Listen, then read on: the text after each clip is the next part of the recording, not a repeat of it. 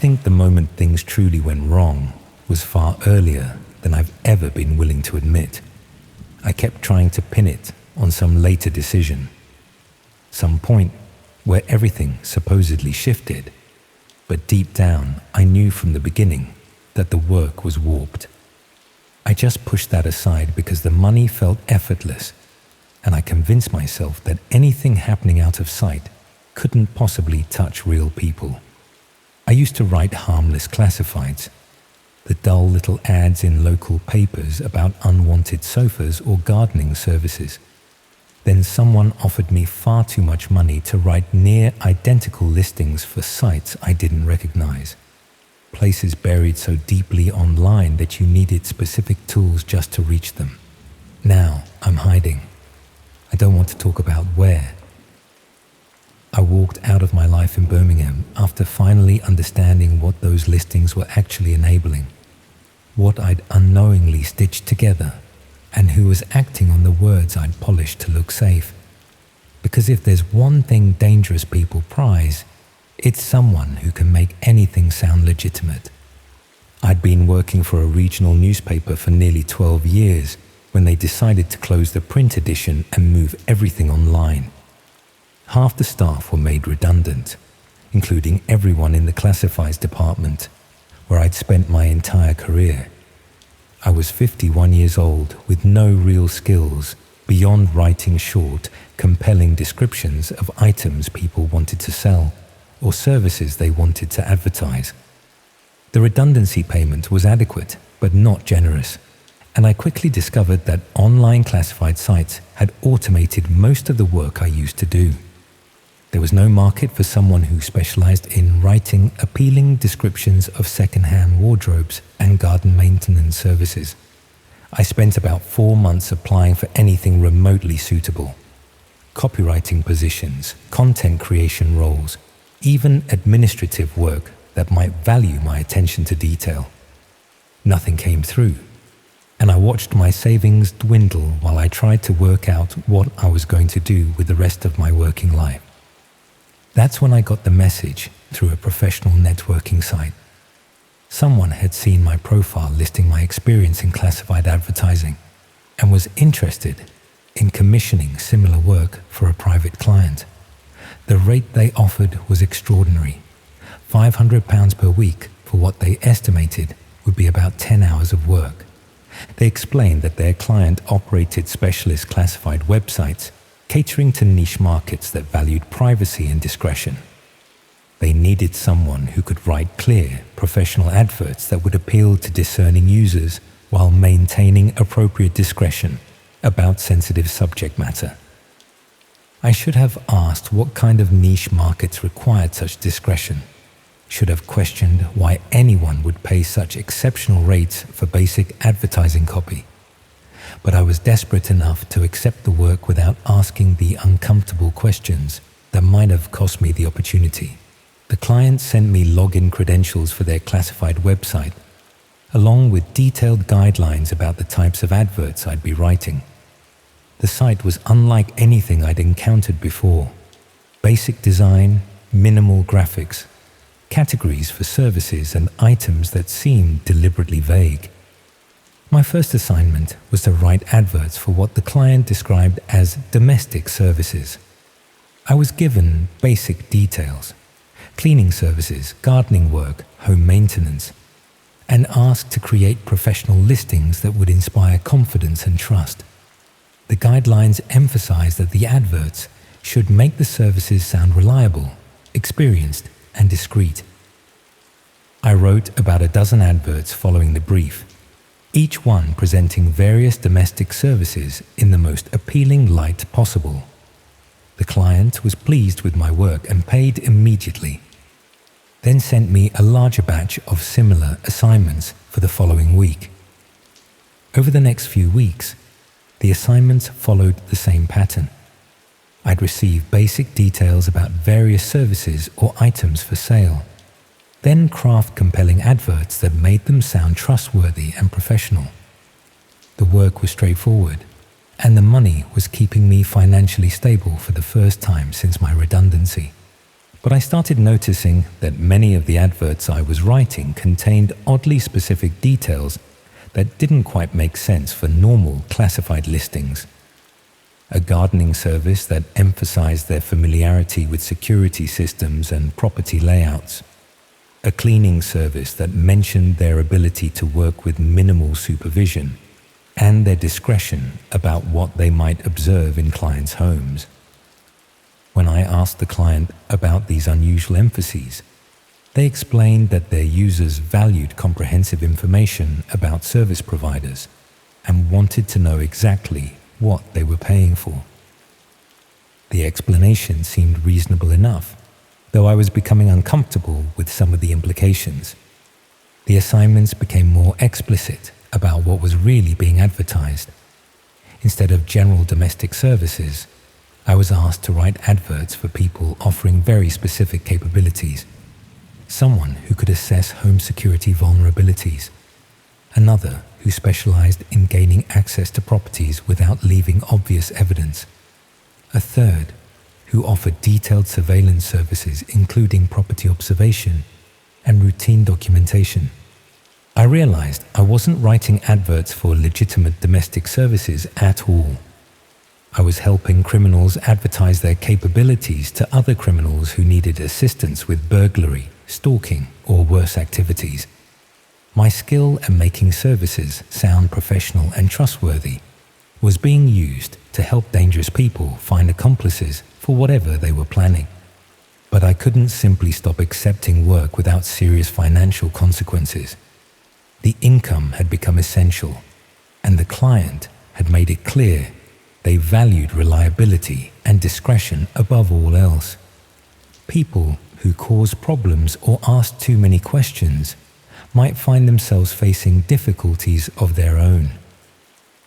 I convinced myself I was just writing words, that I wasn't responsible for what people did with the services they found through my adverts. It was just classified advertising. The same work I'd been doing for years at the newspaper. The fact that it facilitated criminal activity didn't make me personally culpable for those crimes.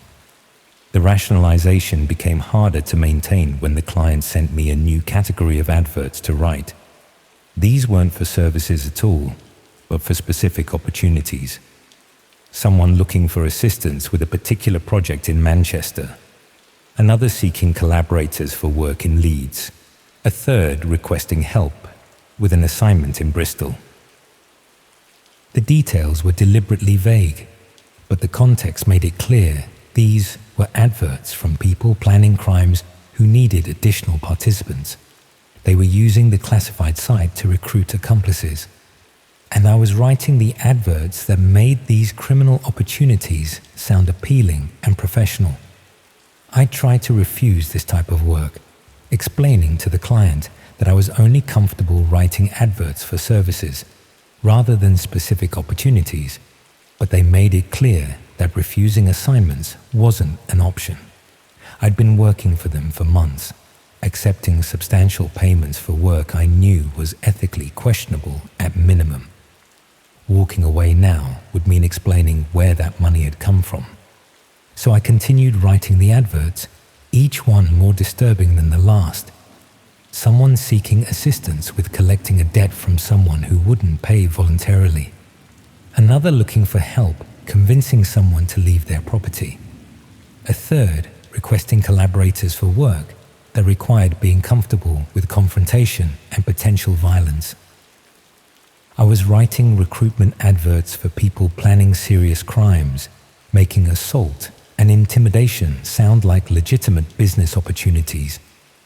And people were responding to these adverts, using my carefully crafted descriptions to decide which criminal opportunities to pursue. The breakthrough came when I saw a news report about a violent robbery in Wolverhampton. An elderly couple had been attacked in their home by men who'd shown detailed knowledge of their property layout and security arrangements. The police believed the attackers had received inside information from someone who'd visited the property under false pretenses. Something about the case felt horribly familiar. I checked my records and found an advert I'd written several weeks earlier for someone offering domestic security assessments in the Wolverhampton area. The advert had emphasized their experience with elderly clients and their thorough approach to documenting security vulnerabilities. I couldn't be certain the advert was connected to the attack, but the details matched too closely to be comfortable coincidence. Someone had probably used my advert to find an accomplice who could assess the elderly couple's vulnerabilities, then use that information to plan the violent robbery. I felt physically sick at the realization that my work had potentially enabled serious violence against vulnerable people. But what made it worse was understanding this probably wasn't an isolated case. I'd written hundreds of adverts over the past few months, and any of them could have facilitated crimes I'd never learned about. I started researching news reports from areas where I'd written adverts, looking for crimes that might be connected to the services or opportunities I'd advertised. What I found was a depressing pattern of burglaries, assaults, and harassment campaigns that seemed to correlate with the classified listings I'd created. A home invasion in Manchester that matched an opportunity advert I'd written seeking collaborators for work requiring speed and aggression. A stalking case in Leeds involving someone who'd been under professional surveillance before their harassment escalated. A burglary in Bristol where the thieves had demonstrated intimate knowledge of the property's security arrangements.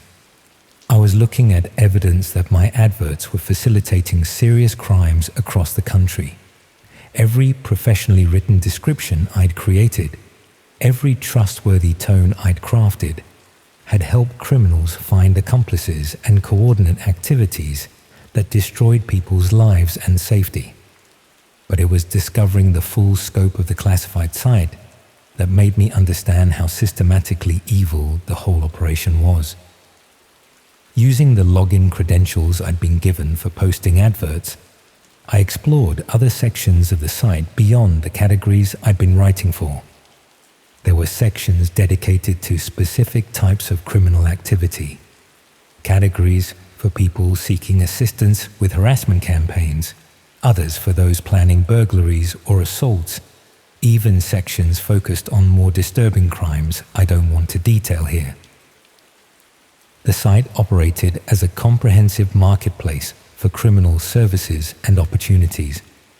People could advertise their capabilities, seek collaborators for specific projects, even arrange payment and coordination for complex multi-person operations. And all of it was presented in the professional, trustworthy language I'd been crafting. My adverts were scattered throughout the site, making violence and exploitation sound like legitimate business opportunities that reasonable people might consider. I found discussion sections where users reviewed the services they'd hired through the classified adverts. They rated providers on professionalism, reliability, and effectiveness. They shared techniques and recommendations just like people might review plumbers or electricians on normal classified sites. Except they were reviewing people who'd helped them stalk vulnerable individuals, burgle occupied homes, even commit assaults against people who'd apparently done nothing except exist in a way that offended someone enough to pay for violence against them. One review discussed a service provider who'd been particularly effective at documenting a target's daily routine without being detected. The reviewer praised their thoroughness and professional presentation of intelligence, noting that the surveillance had enabled a successful harassment campaign that had driven the target from their home. I recognized the language from an advert I'd written for a surveillance service, remembered crafting descriptions that emphasized discretion and comprehensive documentation. Someone had used my professionally written advert to find a stalker who terrorized someone into relocating. The realization that I'd facilitated systematic harassment was devastating, but what made it unbearable was understanding the scale of it. There were hundreds of reviews discussing services found through adverts I'd written. Each one represented crimes against real people who'd been targeted by individuals using my carefully crafted descriptions to identify suitable accomplices.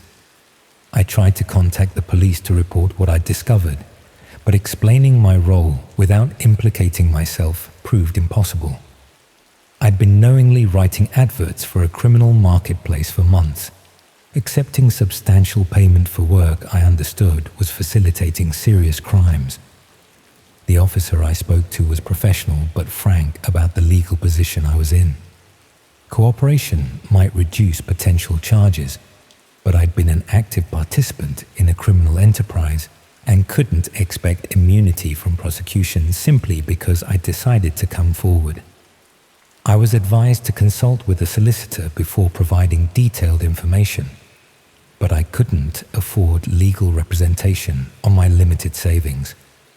I was trapped between guilt about what I'd enabled and fear of facing criminal charges for my role in the operation. That's when I decided to stop writing adverts entirely and distance myself from the whole enterprise. I told the client I could no longer continue the work due to health problems, deleted all the software they'd provided, and tried to convince myself I could move on from what I'd done. But the client wasn't prepared to let me simply walk away.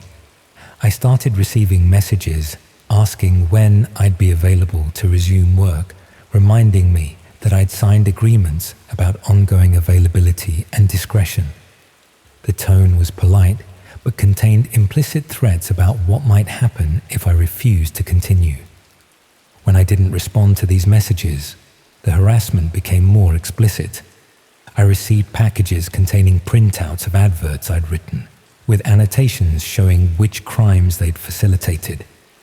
The implication was clear. They had detailed documentation of my complicity in serious criminal activity, and they'd use it against me if I caused problems. I realized I was being blackmailed with evidence of my own criminal participation. Even though I'd been an unwitting participant initially, the documentation showed months of knowing cooperation with a criminal marketplace. They could destroy my life simply by providing authorities with evidence of my role in facilitating hundreds of serious crimes. The threats escalated when I still refused to resume writing adverts. I found evidence that someone had been through my flat while I was out, looking through my belongings and leaving subtle signs of their intrusion. They were demonstrating they could access my home whenever they chose, that my security meant nothing against people with professional expertise in circumventing such protections. The final threat came in the form of an advert posted on their own classified site. It was written in my characteristic style, advertising my personal details along with a description of my role in the operation. The advert was presented as an opportunity for anyone who wanted to ensure I remained silent about what I'd discovered. I understood immediately what they were doing. They turned me into a target on their own marketplace, advertising my vulnerability to anyone who might want to intimidate or harm someone who knew too much about criminal operations. I was now listed alongside the victims I'd helped criminals target through my professionally written adverts. That's when I realized I had to leave Birmingham immediately. I withdrew what money I could access, packed essential belongings, and drove to Wales hoping I could disappear long enough to work out what to do next. I've been moving between small coastal towns, staying in places that don't require extensive identification or keep detailed guest records. But I know running away doesn't protect the people who continue to be targeted through adverts on that classified site. Other writers have probably been recruited to replace me, creating the same professional, trustworthy descriptions that make criminal services sound like legitimate business opportunities. The marketplace is probably still active, still facilitating crimes across the country, still enabling violence and exploitation through carefully worded adverts that make destruction of lives sound like reasonable commercial transactions. I keep thinking about that elderly couple in Wolverhampton. about all the other victims whose suffering was enabled by adverts I wrote for a few £100s per week. They trusted that their homes were safe, that strangers wouldn't have access to detailed intelligence about their vulnerabilities. But I helped destroy that trust by making criminal intelligence gathering sound like a professional domestic service. Every carefully chosen word, every reassuring phrase I crafted to inspire confidence. It was all weaponized against innocent people who had no idea they were being targeted by criminals using professionally written advertisements. The classified site taught me that language itself can be a weapon, that the ability to make things sound trustworthy and professional can be exploited to facilitate terrible harm. My skills as an advertising copywriter, developed over decades of legitimate work, were perfectly suited to helping criminals find accomplices and coordinate attacks against vulnerable people. And the worst part is knowing I can't undo any of it. Can't warn the people who are still being targeted through adverts I wrote months ago. Can't protect future victims from writers who've replaced me in crafting professional descriptions of criminal services. All I can do is hide in anonymous bed and breakfasts, and hope the people I've angered will eventually decide I'm not worth the trouble of tracking down. I suppose I'm telling you this because I need someone to understand how these criminal marketplaces operate, how they recruit ordinary people by exploiting financial desperation and professional skills, and how they ensure complicity through blackmail and threats. If anyone approaches you with writing work that seems overly generous or requires accessing unusual websites, please question what you're really being asked to do. Please consider why someone would pay exceptional rates for basic writing that could be done more cheaply elsewhere. Because the victims of these marketplaces can't protect themselves from criminals who've industrialized violence and exploitation. They rely on people like me making ethical choices, recognizing warning signs, and refusing to participate in operations that facilitate harm.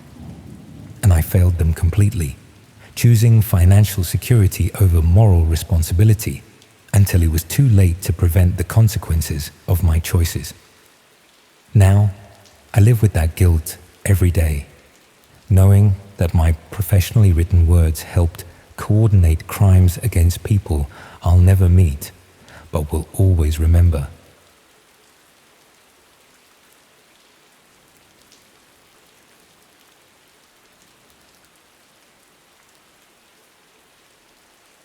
What would you do if you woke up one day and found photographs of yourself asleep? What if they were uploaded to a website you've never heard of and taken inside your own bedroom by someone you've never seen? That happened to me, and I wish I noticed something was wrong sooner than I did. I should explain that I'm not the sort of person who worries excessively about security. I live in a quiet residential street in Reading, the kind of area where people still leave their bins out overnight without them being knocked over, and where the biggest crime is usually teenagers writing on garden walls. My house is a small terraced place, built sometime in the 30s, with the original locks on most of the doors, because I'd never seen any reason to change them. The whole thing started when my neighbor Jenny mentioned she'd seen someone in my back garden around 3 a.m. She'd been up with her newborn and happened to glance out the window whilst feeding him. She saw a figure moving along the side passage between our houses, staying close to my wall. At the time, she assumed it was me taking the bins out or checking on something, and thought nothing more of it until she mentioned it in passing a week later. I told her it definitely hadn't been me.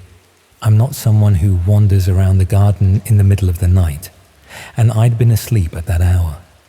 We both tried to rationalize it as maybe a cat or a trick of the shadows, but Jenny seemed certain she'd seen a person. She described them as average height, wearing dark clothing, moving deliberately, rather than stumbling around like someone drunk or lost. That conversation sat uncomfortably with me for the next few days. I found myself checking the locks more carefully before bed and looking out the back window more often than usual. Nothing seemed disturbed or out of place though. The gate was still closed, the bins were where I'd left them, and there were no signs of anyone having been in the garden at all. Then I started noticing small things that seemed off. A kitchen chair pulled slightly away from the table when I was certain I'd pushed it in the night before. The bathroom door left ajar when I always closed it fully. The living room curtain not quite meeting in the middle the way I usually arranged it. None of these things were significant on their own, and I convinced myself I was just being paranoid after Jenny's comment had put the idea in my head. What made me take it seriously was the smell. I came downstairs one morning and noticed a faint scent in the hallway that hadn't been there before. Not unpleasant, just unfamiliar. Something like fabric softener or a particular type of soap that I didn't use. It was subtle enough that I almost dismissed it, but it lingered just long enough to make me uncomfortable. I started to wonder if someone really had been in my house, though I couldn't work out how or why. All the doors and windows were locked from the inside each morning. Nothing was missing or damaged. There was no rational explanation for how someone could have entered without leaving any trace or taking anything valuable. My friend Claire, who's a paralegal, suggested I set up a camera. Not an elaborate security system, just one of those basic indoor cameras that connects to your phone and records when it detects movement. She'd used one to monitor her cat while she was at work and said they were cheap and simple to install. I wasn't entirely comfortable with the idea of filming my own house, but the alternative of continuing to wonder if someone was breaking in seemed worse. I bought a small camera and positioned it in the hallway, angled so it would capture anyone coming down the stairs or entering through the front door. The setup was straightforward enough that even I could manage it, just connecting it to my wireless internet and downloading an app to my phone. The camera would save recordings to a cloud service automatically, keeping them for a week before deleting them to make space for new footage. For the first 3 nights, nothing appeared on the recordings except me moving around the house in the evening before bed and then leaving for work in the morning. I started to feel foolish for even setting it up, convinced I'd been overreacting to Jenny's offhand comment and a few coincidences that meant nothing. On the 4th night, the camera recorded someone entering my house at 2:30 in the morning. I discovered the footage the following afternoon at work, checking the app during my lunch break more out of habit than any real expectation of seeing anything unusual. The recording showed my hallway in the greenish night vision mode, perfectly still and empty. Then, at 2:31, the front door opened smoothly and silently. A figure stepped inside, closed the door behind them with careful precision, and stood motionless in my hallway for nearly a minute. They were wearing dark clothes and what looked like a balaclava or ski mask covering their face. Average build, impossible to determine age or any identifying features from the footage. They carried a small bag over one shoulder and something in their right hand that I couldn't make out clearly in the grainy night vision recording. After that initial pause, they moved through the hallway and out of the camera's view, heading toward the kitchen. The recording continued, showing the empty hallway for another 47 minutes, and then the figure reappeared, walking calmly back toward the front door. They paused again before leaving, this time turning to look directly at where the camera was positioned. Even through the mask, I could sense them staring at it for several long seconds before they opened the door and left. I watched that recording probably 20 times sitting at my desk, trying to understand what I was seeing. Someone had been inside my house while I slept upstairs, moving through my rooms for nearly an hour, and then left without taking anything or making any noise that woke me. The casualness of their movements suggested this wasn't their first time doing this. They knew the layout, knew how to open the old front door without making it creak, knew exactly how much time they had. I should have gone straight to the police, but I was too shaken to think clearly. I left work early, claiming I felt ill, and drove home in a daze. When I got there, I went through every room trying to see if anything was missing or disturbed. Everything looked exactly as I'd left it that morning. Nothing taken, nothing moved, nothing that would explain why someone had spent almost an hour in my house in the middle of the night. That evening, I changed all the locks. It cost more than I could comfortably afford to get someone out on short notice, but I needed to know the house was secure before I could even think about sleeping there again. The locksmith who came was professional and efficient, replacing both the front and back door locks with modern deadbolts that couldn't be picked easily. He commented that the old locks had been pretty useless anyway, the kind that anyone with basic knowledge could open in under a minute. I positioned the camera in the living room that night, wanting to see if they tried to return now that the locks had changed. I barely slept, lying awake listening for any sound of someone trying to get in. Every creak of the house settling made my heart race. Around 4 a.m, I finally drifted off from sheer exhaustion. When I checked the footage the next day, there was nothing. No attempt to enter, no figure in the garden, nothing at all. I felt a mixture of relief and lingering unease. Perhaps changing the locks had been enough to deter them. Perhaps they'd realized I was aware of their presence and had moved on to easier targets. I tried to return to normal life, though I was now hyper-aware of every sound in the house and couldn't shake the feeling of violation that came with knowing a stranger had been moving through my rooms while I slept. I reported the footage to the police, who took a statement and said they'd increased patrols in the area, but were honest about the low likelihood of catching whoever it was without more evidence or a similar incident nearby. About a week later, I received a message through social media from an account I didn't recognize. The profile had no photos and had been created recently, with no friends or other activity. The message was simple and direct. It contained a link to a website and nothing else. No explanation, no text, just a URL that meant nothing to me. I knew I shouldn't click on links from unknown sources, but something about the timing made me curious. I copied the link and searched for it online, trying to see if it was a known phishing site or malware distribution point. Nothing came up in normal search results. The link appeared to be to a website on the dark web, one of those addresses made up of random letters and numbers that couldn't be accessed through regular browsers. I spent the rest of that evening reading about how to access these hidden websites, though I was increasingly certain I didn't want to know what was at that particular address.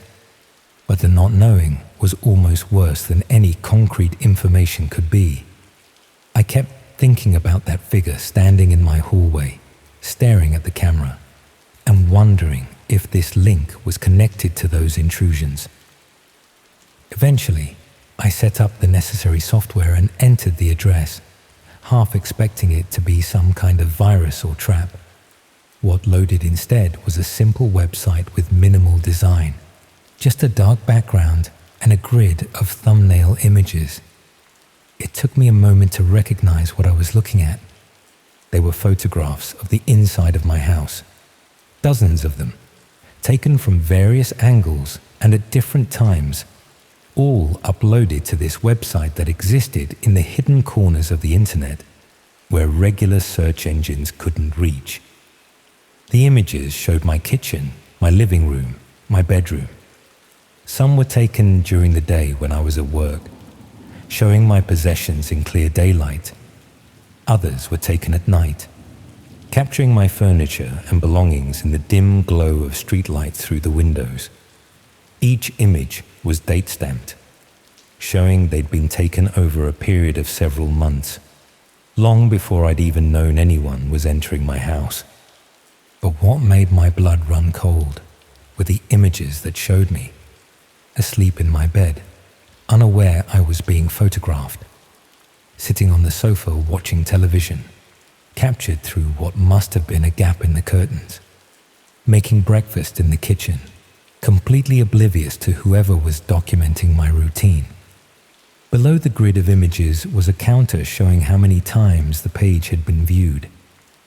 The number was in the hundreds. Hundreds of people had accessed this website and looked at photographs of the inside of my house and of me going about my private life, completely unaware I was being watched and documented. There was a comment section beneath the images, though I could barely bring myself to read them. People discussing the photographs in detached analytical terms, as though they were reviewing property listings or holiday destinations. Some comments requested specific types of images or particular angles. Others debated technical details about the photography equipment used or the best times to capture certain shots. One comment thread discussed how the photographer had gained access, with several people sharing their own techniques for entering homes without leaving evidence. Another thread speculated about my daily routine based on the timestamps of the images, constructing an alarmingly accurate picture of my life from these stolen moments. I reported the website to the police immediately, though they explained that sites on the dark web were notoriously difficult to take down or trace to their creators. They assigned someone from their cybercrime unit to investigate, but warned me that these cases rarely resulted in arrests unless the perpetrator made a significant mistake or unless they were already under investigation for other crimes.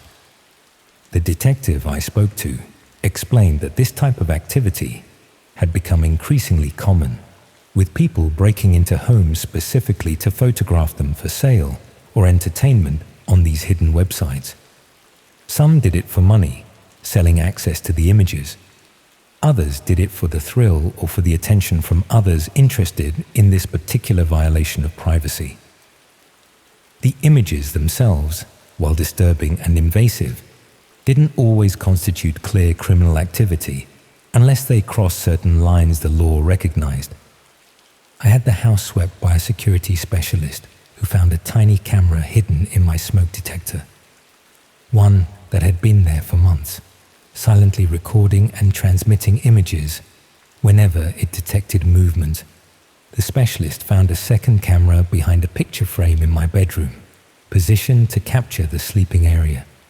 Both were sophisticated enough to connect to wireless internet and upload their footage automatically, which explained how the photographer had so many images without needing to physically retrieve memory cards. The specialist explained that these cameras were readily available online, marketed for legitimate security purposes, but commonly used for exactly this kind of intrusion. They were small enough to hide in plain sight and could run for months on battery power. The person who'd installed them had probably done so during one of their early visits to my house, long before I'd had any reason to suspect someone was breaking in. I moved out of that house within a month. I couldn't stay there knowing those images were still circulating on that website and probably copied to dozens of other sites I'd never find. Couldn't sleep in a bedroom that had been photographed and studied by hundreds of strangers. Couldn't live with the knowledge that someone had spent months carefully documenting my private life for reasons I still don't fully understand.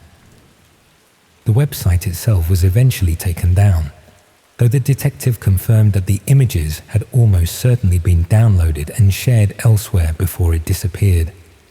Once something exists on the dark web, removing all traces becomes nearly impossible. Those photographs of my home and my life are out there somewhere, archived and accessible to anyone who knows where to look. What haunts me most is not knowing who did it or why they chose my house specifically. Was it random? Or had they been watching me before they started breaking in? Were they someone I knew, someone I'd passed in the street without recognition? The thought that I might have spoken to them, might have smiled at them while completely unaware of what they'd done, makes my skin crawl. I've taken every precaution I can think of in my new place. Modern locks, proper security system, regular checks for hidden cameras, curtains that actually block the view from outside. But I know that none of these measures can undo what's already been done or guarantee it won't happen again.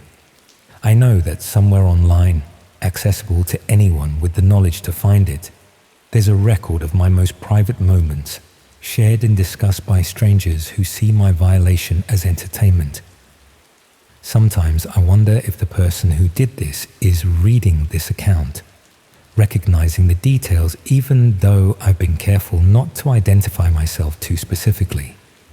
I wonder if they moved on to someone else after I moved out, if there's another house somewhere with cameras hidden in smoke detectors and another person going about their life unaware they're being watched. The worst part is knowing how long it went on before I noticed anything wrong.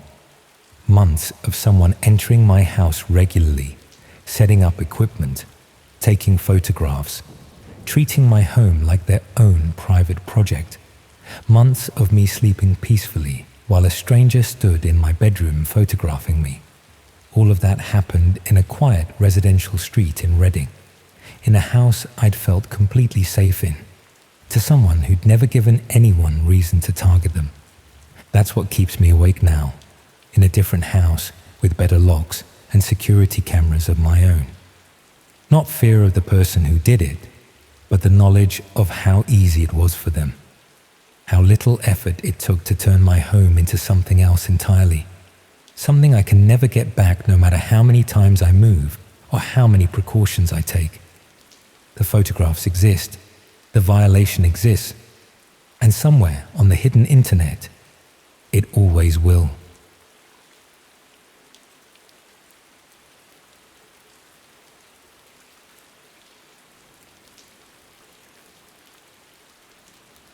Recently, I learned that sometimes the most dangerous thing you can do is satisfy your curiosity. That clicking the wrong link at the wrong time can change everything about how you see the world, and more importantly, how the world sees you. I'm a librarian at the University of Manchester, spending my days cataloguing books and helping students find obscure references for their dissertations. My relationship with computers extends about as far as checking emails and the occasional Netflix binge. But after my divorce last year, I found myself with far too much time on my hands and a flat in Chorlton that felt uncomfortably quiet most evenings. It started innocently enough. A colleague mentioned something called the dark web during our lunch break, describing it as this hidden internet where you could find anything. She was talking about buying prescription medications without a prescription. Nothing sinister, just trying to get around the ridiculous waiting times at her GP. The way she described it made it sound like some sort of digital black market, accessible but mysterious. I suppose I was bored more than anything else. After spending another evening watching repeats of Location, and finishing a bottle of Malbec on my own, I decided to have a look. How difficult could it be? The Tor browser was surprisingly easy to download. Within about 20 minutes, I was browsing what looked like a much seedier version of the regular internet. Most of it was exactly what you'd expect.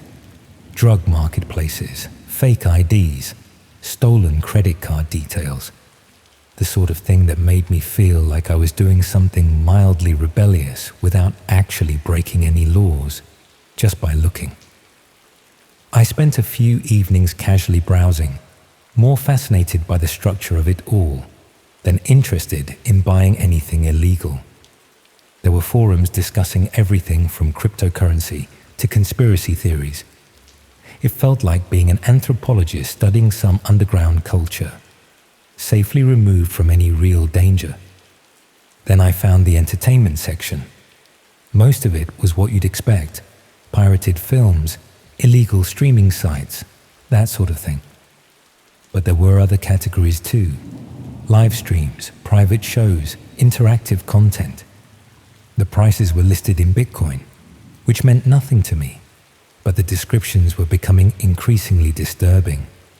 I should have stopped there. I know that now. But there's something about forbidden knowledge that makes it irresistible, isn't there? Like being told not to look down when you're standing at the edge of a cliff. The red room listings were buried several clicks deep in a section that required additional verification to access. The name itself should have been warning enough, but I'd convinced myself I was just exploring, just satisfying intellectual curiosity. The descriptions were vague, but clearly implied live-streamed violence. Real people, real harm, real-time interaction from viewers who could influence what happened. I told myself I'd never actually watch one. I was just researching, trying to understand how such things could exist. But the more I read about them, the more fascinated I became. Not by the violence itself, but by the infrastructure. How did they operate? Who were the people involved? How did payment systems work? How did they avoid law enforcement? The forum discussions were the most disturbing part. Users would discuss previous shows, like they were reviewing films on IMDb. They had favorite performers, they made requests, they shared technical tips for better streaming quality. They spoke about human suffering with the casual enthusiasm of hobbyists discussing model railways. I started checking the forums more regularly, not daily, but every few days. I told myself I was conducting research, maybe even gathering information that could be useful to authorities.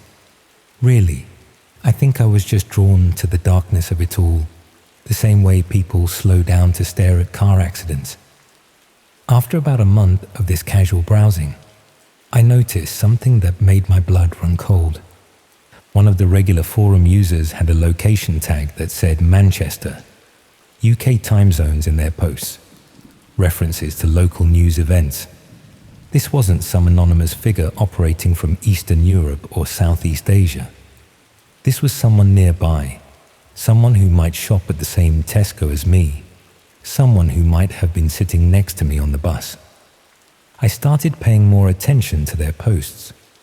They were a frequent contributor, offering technical advice about streaming setups, discussing upcoming shows, sharing what they called reviews of past events. Their username was Viewer1, and they seemed to have some sort of insider knowledge about how these operations worked. Then they posted something that made me shut my laptop immediately. They mentioned a location, not specifically, but descriptively, an abandoned industrial building near the canal, somewhere in the direction of Trafford Park. They were discussing technical challenges with soundproofing and internet connectivity, complaining about the difficulties of operating in such locations while maintaining security and anonymity. I recognized the area they were describing. I'd walked past it several times during my weekend runs along the canal towpath. A derelict textile factory that had been empty for years, surrounded by overgrown wasteland and partially collapsed outbuildings. The sort of place you'd expect to find used needles and broken glass, not sophisticated streaming equipment. For several days, I couldn't stop thinking about it. Every time I tried to focus on work, my mind would drift back to that forum post. Part of me wanted to dismiss it as fantasy, someone making up stories for internet points. But the technical details were too specific, too practical. This read like someone with genuine experience, not someone spinning elaborate fiction. I decided to walk past the building on my next weekend run. Just to look, just to satisfy my curiosity. If it looked completely abandoned and undisturbed, I could put the whole thing out of my mind. If there were signs of recent activity, Well, I hadn't decided what I'd do then. The factory was about 3 miles from my flat, nestled between the canal and a section of wasteland that the council had been promising to develop for years. I'd run past it dozens of times before without paying much attention. It was just part of the landscape, another piece of Manchester's industrial heritage slowly rotting away.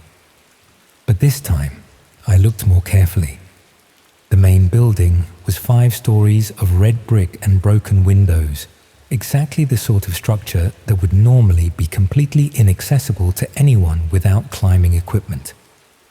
But around the back, partially hidden by overgrown shrubs, was a section where the ground floor windows had been carefully boarded up, rather than just smashed. The boards were weathered, but looked more recent than the general decay of the building. More concerning were the subtle signs of recent human activity.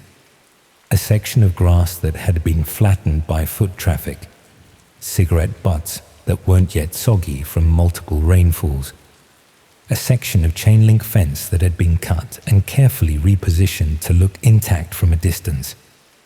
I stood there for probably 20 minutes, pretending to stretch after my run, while actually studying the building. No obvious security cameras, but that didn't mean much. No sounds from inside, but the walls were thick brick that would muffle most noise. No vehicles parked nearby, but there were several access routes that would allow discreet arrival and departure. I should have called the police. I should have reported my suspicions and let trained investigators handle whatever was happening. Instead, I went home and checked the forums again. Viewer 1 had posted an update. They were planning another show for the following weekend, Saturday night, sometime after midnight. They mentioned improved audio quality, better camera angles, and special interactive features for premium subscribers. The casual tone of the post, discussing human suffering like a product launch, made me feel physically sick. I spent the entire week in a state of anxious distraction. My colleagues at the library noticed I was distant and distracted. I caught myself staring out the window during meetings, my mind replaying forum posts and imagining what might be happening in that abandoned building. Friday night, I barely slept. I kept checking the forums, watching for updates, looking for any indication that I'd misunderstood something.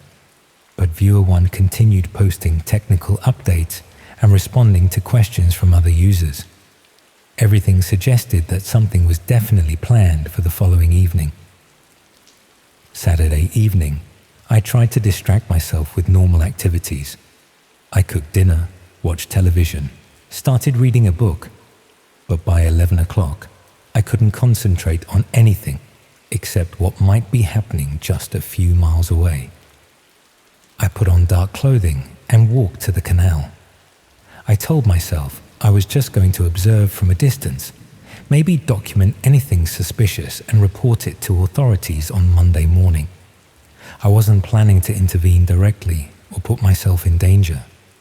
The towpath was completely deserted, which wasn't unusual for a Saturday night in October. The streetlights were spaced far apart, creating long stretches of shadow between pools of orange light. By the time I reached the factory, it was nearly midnight. The building looked exactly the same as it had during my daytime visit, but now there were subtle signs of activity. A faint glow from one of the upper floor windows, barely visible behind what looked like blackout material. The sound of a generator running somewhere inside, so quiet it was almost masked by ambient city noise. I found a position behind some overgrown shrubs where I could watch the building without being easily spotted. The generator sound continued, joined occasionally by other mechanical noises I couldn't identify. Once, I thought I heard voices, but I might have been imagining it. Around 1 o'clock, a van arrived. It parked behind the building, in an area not visible from the main road. 2 figures got out and entered through what must have been a rear entrance. They moved with the purposeful efficiency of people following a familiar routine. 30 minutes later, another vehicle arrived, then another. By 2 o'clock, there were 4 vehicles parked behind the building, all positioned to avoid casual observation. I should have left then. I should have gathered whatever evidence I could and reported it to authorities. Instead, I found myself moving closer to the building, trying to find a position where I might be able to see or hear more clearly. The rear of the building had several ground floor windows that were boarded up, but not completely sealed. Through gaps in the boards, I caught glimpses of artificial light and shadows moving inside.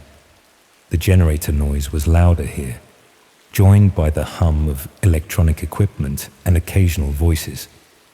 I was crouched behind an old shipping container, probably 30 yards from the building, when I heard footsteps approaching from behind me. I turned around slowly, my heart hammering, expecting to see security guards or police officers. Instead, I saw a figure in dark clothing, walking directly towards my hiding position with obvious intent. They weren't trying to be stealthy. They knew exactly where I was. The figure stopped about 10 feet away and spoke in a quiet, conversational tone that was somehow more terrifying than any aggressive challenge would have been. They told me I'd been expected. They said Viewer 1 had noticed unusual traffic patterns in the forums, someone asking the right questions and showing interest in specific locations. They'd been monitoring forum users more carefully lately, tracking digital footprints and cross-referencing with local activity. They explained that I'd been identified and followed during my previous visit to the building. My regular forum browsing had created a profile that made me interesting to them, someone with genuine curiosity, but no obvious law enforcement connections. They offered me a choice. I could walk away immediately, delete my forum accounts, and never return to this area or these websites. Or I could satisfy my curiosity completely, see exactly what I'd been researching, and become part of their community. They made it sound like a reasonable business proposition. They weren't threatening me with violence, just explaining my options with the calm professionalism of someone making a sales pitch. But the implication was clear. Walking away would require their trust that I'd remain silent about what I'd discovered. Staying would require my participation in activities I'd only observed from a distance. I stood there in the darkness, 30 yards from a building where I suspected horrible things were happening, being offered a choice between complicity and silence. Neither option felt like escape. I told them I needed to think about it. They said I had until the next Saturday to decide. They gave me a secure messaging app and an encrypted contact. They said Viewer 1 was particularly interested in meeting me, someone who'd shown such dedicated research interest in their work. I walked home in a state of shock that I'm still not sure I've recovered from. The casual professionalism of the encounter was almost more disturbing than any direct threat would have been. They spoke about human suffering like a business operation, about my potential involvement like a job interview. It's been 3 weeks since that conversation. I haven't returned to the forums.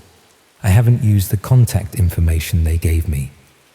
I've avoided running anywhere near that area of the canal. But I haven't called the police either, because part of me knows they were right about one thing. I had been researching their activities with genuine fascination, not just horror. I had been drawn to the forbidden knowledge, the glimpse into darkness that most people never see. They hadn't completely misread my motivations, and because another part of me knows that if they were sophisticated enough to identify and track me through forum activity, they're probably sophisticated enough to monitor whether I contact authorities. The choice they offered me probably wasn't as simple as they made it sound. I still check my usual websites. I still go to work at the library. I still run along different sections of canal, avoiding the area near Trafford Park. I try to maintain normal routines and convince myself that the whole experience was some sort of elaborate hoax or misunderstanding. But sometimes, late at night, I find myself thinking about Viewer One's invitation, about what exactly I might learn if I satisfied my curiosity completely, about whether the line between observer and participant is as clear as I'd always assumed. The secure messaging app is still installed on my phone. The encrypted contact information is still saved in my notes. Every Saturday evening, I find myself wondering what choice I'm actually going to make.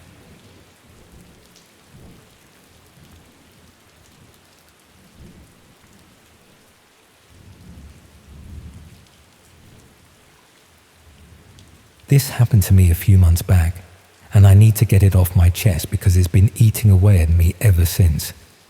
I used to write product reviews online for a bit of extra cash. Nothing fancy, just honest opinions about things I'd bought or tried. But then I got drawn into something much darker, and I didn't realize what I was really doing until it was too late. I'm sitting in my mum's spare room in Bournemouth now, having left my flat in Reading, after discovering what my reviews were actually being used for. I thought I was just helping people make informed purchasing decisions, But I was wrong. Dead wrong. And now I'm scared to go back to my old life, because I know too much about what these people are capable of. It all started when I was struggling financially after my hours got cut at the care home where I worked. I'd been doing 12-hour shifts looking after elderly residents, but the new management decided they could save money by hiring cheaper agency staff. Suddenly, I was down to 3 days a week, and I couldn't make ends meet on that. A friend mentioned she was earning decent money writing product reviews for various websites. Companies would send her items to test. She'd use them for a week or two, then write honest reviews in exchange for keeping the products plus a small fee. It sounded like easy money for something I was doing anyway. I was always buying things online and leaving reviews. I signed up with several review companies and started getting regular assignments, mostly household items, beauty products, that sort of thing. The work was straightforward enough. Use the product as directed, take some photos, write a detailed review covering the pros and cons. Nothing complicated about it. The pay wasn't brilliant, but it helped bridge the gap between my reduced wages and my monthly expenses. I was earning about £200 a month, plus keeping products worth roughly the same again.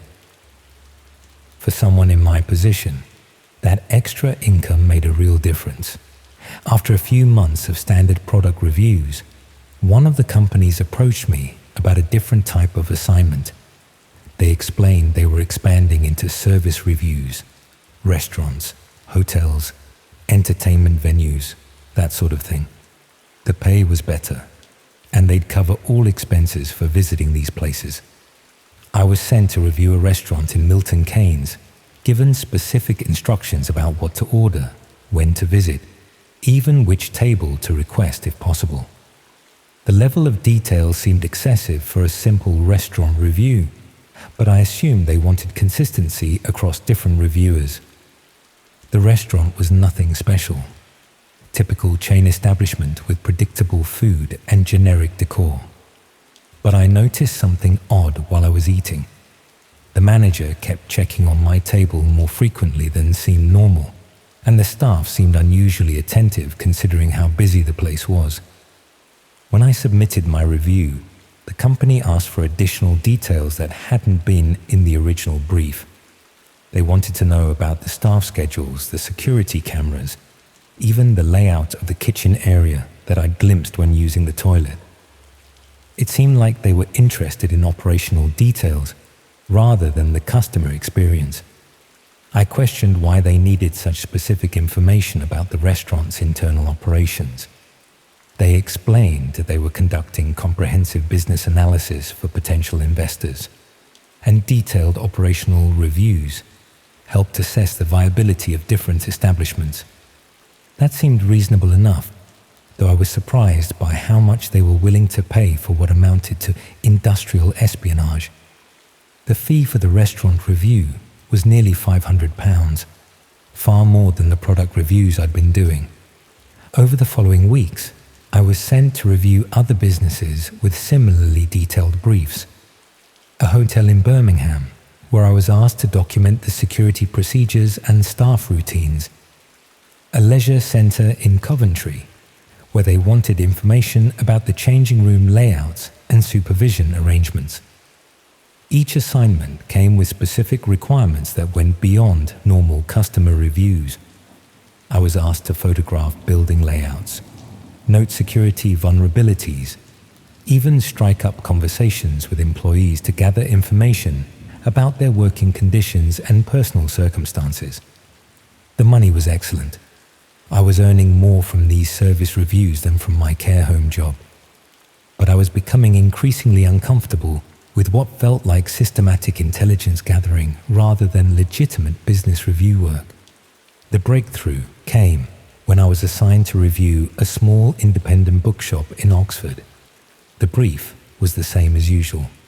Detailed operational assessment disguised as customer feedback. But when I arrived at the shop, I recognized the owner from news reports I'd seen a few months earlier. She was a woman in her 50s who'd been subjected to a sustained harassment campaign by people opposed to some of the political books her shop stocked. The harassment had escalated to vandalism and threats, forcing her to install security cameras and change her daily routines to avoid confrontation. Suddenly, I understood what my reviews were really for. I wasn't providing business analysis for potential investors. I was gathering intelligence for people who wanted to target specific businesses and their owners for harassment or worse. The detailed information I'd been collecting about security arrangements, staff schedules, and operational procedures wasn't being used for commercial purposes. It was being compiled into targeting packages that enabled systematic harassment campaigns against business owners. I thought about all the previous assignments I'd completed, all the detailed intelligence I'd gathered about vulnerable small businesses. The restaurant manager who'd seemed so attentive probably recognized me from previous harassment incidents. The hotel staff who'd been helpful with my questions were probably used to dealing with people gathering information for malicious purposes. I tried contacting the review company to withdraw from further assignments, but they'd disappeared completely. The website was offline, the email addresses bounced back as undeliverable, and the phone numbers were disconnected. They'd vanished as if they'd never existed. That's when I realized I'd been recruited through the same hidden internet channels that these harassment campaigns used to coordinate their activities. The review company wasn't a legitimate business. It was a front operation designed to gather intelligence about potential targets. I started researching the businesses I'd reviewed, looking for signs that they'd been subjected to harassment or vandalism following my visits. What I found was a pattern of escalating problems that seemed to correlate with the timing of my intelligence gathering. The restaurant in Milton Keynes had been subjected to fake negative reviews and harassment calls shortly after my visit. The hotel in Birmingham had experienced problems with aggressive customers who seemed to know intimate details about their security procedures. The leisure centre had dealt with complaints about their facilities from people who demonstrated suspiciously detailed knowledge of their operations. Each business had been targeted using information that corresponded to the intelligence I'd gathered during my review visits. My reports had been weaponized to facilitate harassment campaigns designed to damage or destroy these small independent businesses. But it was the bookshop owner's situation that really disturbed me. Shortly after my visit, she'd been subjected to a renewed harassment campaign that demonstrated intimate knowledge of her daily routines and security arrangements. Information that could only have come from the detailed operational assessment I'd provided. The harassment had escalated to break-in attempts and vandalism that targeted specific vulnerabilities I'd identified in my report.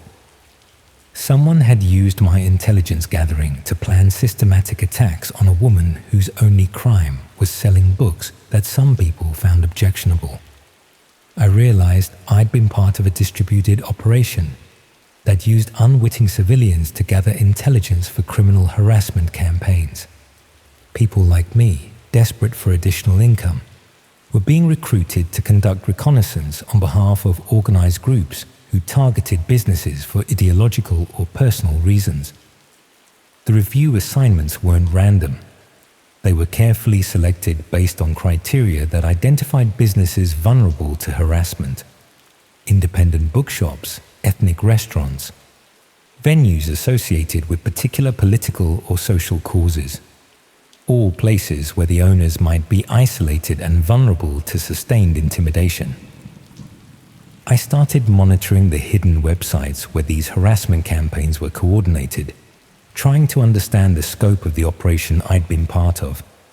What I found was a systematic approach to identifying and targeting small businesses across the country. The intelligence I'd been gathering was being combined with information from other sources to create comprehensive targeting packages. These included detailed operational assessments, staff schedules, security vulnerabilities, even personal information about business owners and their families. Some of the harassment campaigns were designed to drive businesses into bankruptcy through coordinated negative reviews and customer intimidation. Others aimed to force business owners to relocate by making their working environment too dangerous or stressful to continue operating. A few campaigns had escalated to serious criminal activity, including arson attacks and physical assaults that used intelligence gathered by people like me to identify the most effective targets and timing.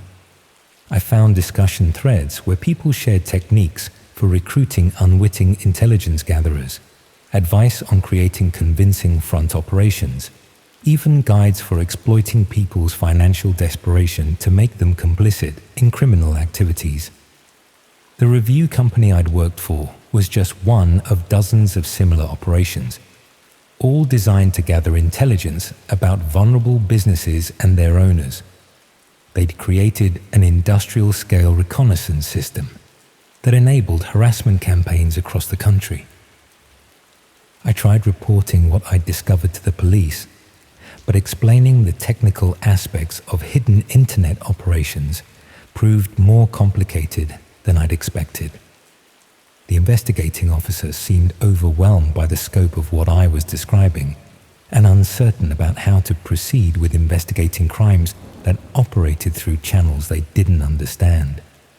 They took a statement and promised to investigate, but I got the impression this was beyond their usual expertise. Cybercrime involving hidden networks wasn't something local police were equipped to handle effectively. That's when I started noticing signs that I was being monitored. People photographing me from across the street, cars following me between errands, even evidence that someone had been through my flat while I was at work. I found my own details posted on one of the harassment websites I'd been monitoring, along with speculation about what I might have discovered during my time as an intelligence gatherer. They'd identified me as a potential security threat and were treating me the same way they treated their business targets. The final straw came when I received a package at my flat containing photographs of me conducting review visits at various businesses, not just casual surveillance shots, but detailed documentation of my intelligence gathering activities over several months. Someone had been monitoring my work from the beginning, documenting my visits and probably assessing whether I was becoming suspicious about the real purpose of my assignments. The package was both a demonstration of their surveillance capabilities and a warning about what might happen if I caused them any trouble. I realized I was now in the same position as the business owners I'd helped target. My privacy had been violated, my safety had been compromised, and I was being systematically intimidated by people who treated harassment as a collaborative hobby. That's when I decided to leave Reading and move in with my mum temporarily. I couldn't afford to maintain 2 addresses, but I also couldn't stay in a place where I was being actively surveilled by people who'd already demonstrated their willingness to escalate harassment into serious criminal activity. I keep thinking about that bookshop owner in Oxford and all the other business owners whose lives I helped make miserable without understanding the consequences of my actions. They're probably still dealing with harassment campaigns that use intelligence I provided, still living in fear because someone decided their businesses were worth destroying. The review websites are probably still active, still recruiting desperate people to conduct intelligence gathering, disguised as legitimate business assessment. The harassment campaigns are probably still ongoing, targeting new businesses and destroying more lives. Sometimes I wonder how many other people like me are out there, conducting reconnaissance for criminal operations without understanding what they're really doing. How many of us have been recruited through our financial desperation to become unwitting accomplices in systematic harassment campaigns? The most frightening thing is how professional the whole operation was. They understood exactly how to exploit people in precarious financial situations, how to make criminal intelligence gathering seem like legitimate work, and how to insulate themselves from consequences by using disposable front operations. I suppose I'm telling you this because I need someone to know how these harassment networks operate, how they recruit ordinary people to do their dirty work, and how they're systematically destroying small businesses across the country. If something happens to me, at least there'll be some record of what I discovered. But mostly, I just feel guilty about what I contributed to, without understanding the consequences. All those business owners who trusted me when I walked into their premises, who answered my questions and showed me around their operations, never knowing I was gathering intelligence for people who wanted to destroy their livelihoods. I can't undo the damage I helped cause, but I can at least warn other people about how easy it is to get drawn into these operations, how financial desperation can be exploited to make ordinary people complicit in extraordinary cruelty.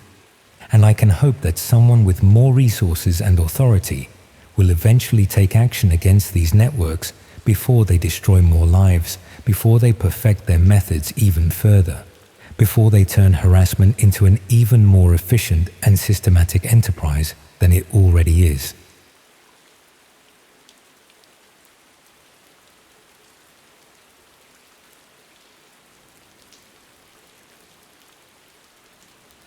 It was one of the biggest mistakes of my life, agreeing to help someone I'd never met with what seemed like a simple favor.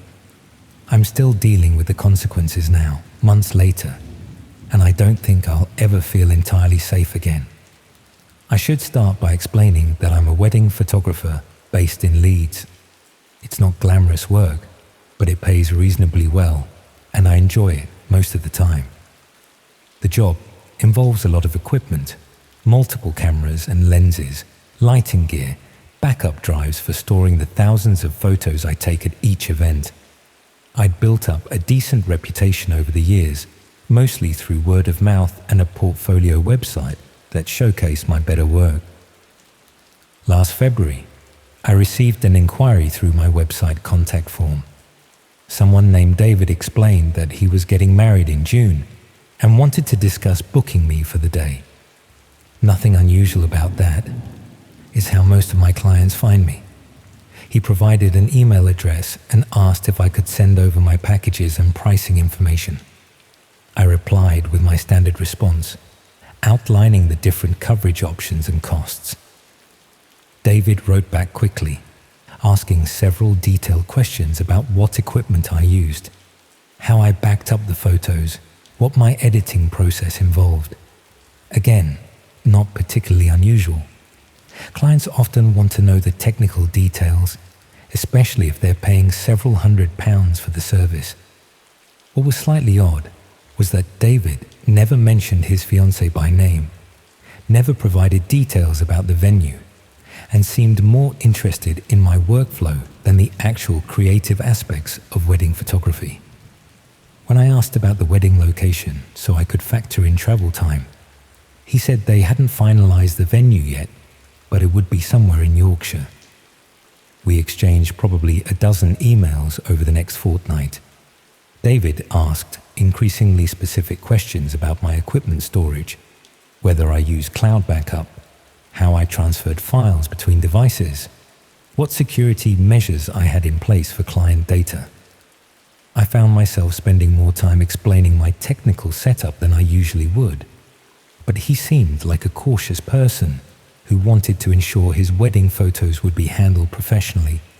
Eventually, David made what seemed like a reasonable request. He explained that he'd had a bad experience with a previous photographer who'd lost an entire set of engagement photos due to a hard drive failure. Before committing to booking me, he wanted to send me a test file to upload to my system, just to verify that my backup process worked as I'd described. He'd send me a high-resolution image file. I'd process it through my normal workflow, and then confirm it had been backed up properly. It seemed like an unusual level of caution, but not completely unreasonable given his explanation. I agreed, and David sent me a download link to a file hosted on a service I wasn't familiar with. The file was large, around 2 gigabytes, which he explained was because it was an uncompressed RAW image from a professional camera. I downloaded the file and opened it in my editing software. It appeared to be a perfectly normal photograph of a landscape, well composed and properly exposed. Nothing suspicious or concerning about it. I ran it through my standard editing workflow, saved the processed version, and backed it up to my external drives and cloud storage as I would with any client file. I confirmed to David that everything had worked properly, and he seemed satisfied. He said he'd discuss the booking with his fiancée and get back to me about which package they wanted. I didn't hear from him again after that, which wasn't particularly unusual. Plenty of enquiries don't result in bookings. People change their minds or go with other photographers, or decide to cut costs by having a friend take photos instead. I forgot about David entirely until about 3 weeks later, when I started noticing strange activity on my computer. Files would be open when I was certain I'd closed them. My internet connection seemed slower than usual. The computer's fan ran constantly, suggesting something was using significant processing power even when I wasn't actively working. I assumed I'd picked up some kind of malware, probably from clicking on a dodgy link or visiting a compromised website. I ran several antivirus scans, but nothing came up. The strange behavior continued, and I eventually took the computer to a repair shop to have it properly checked.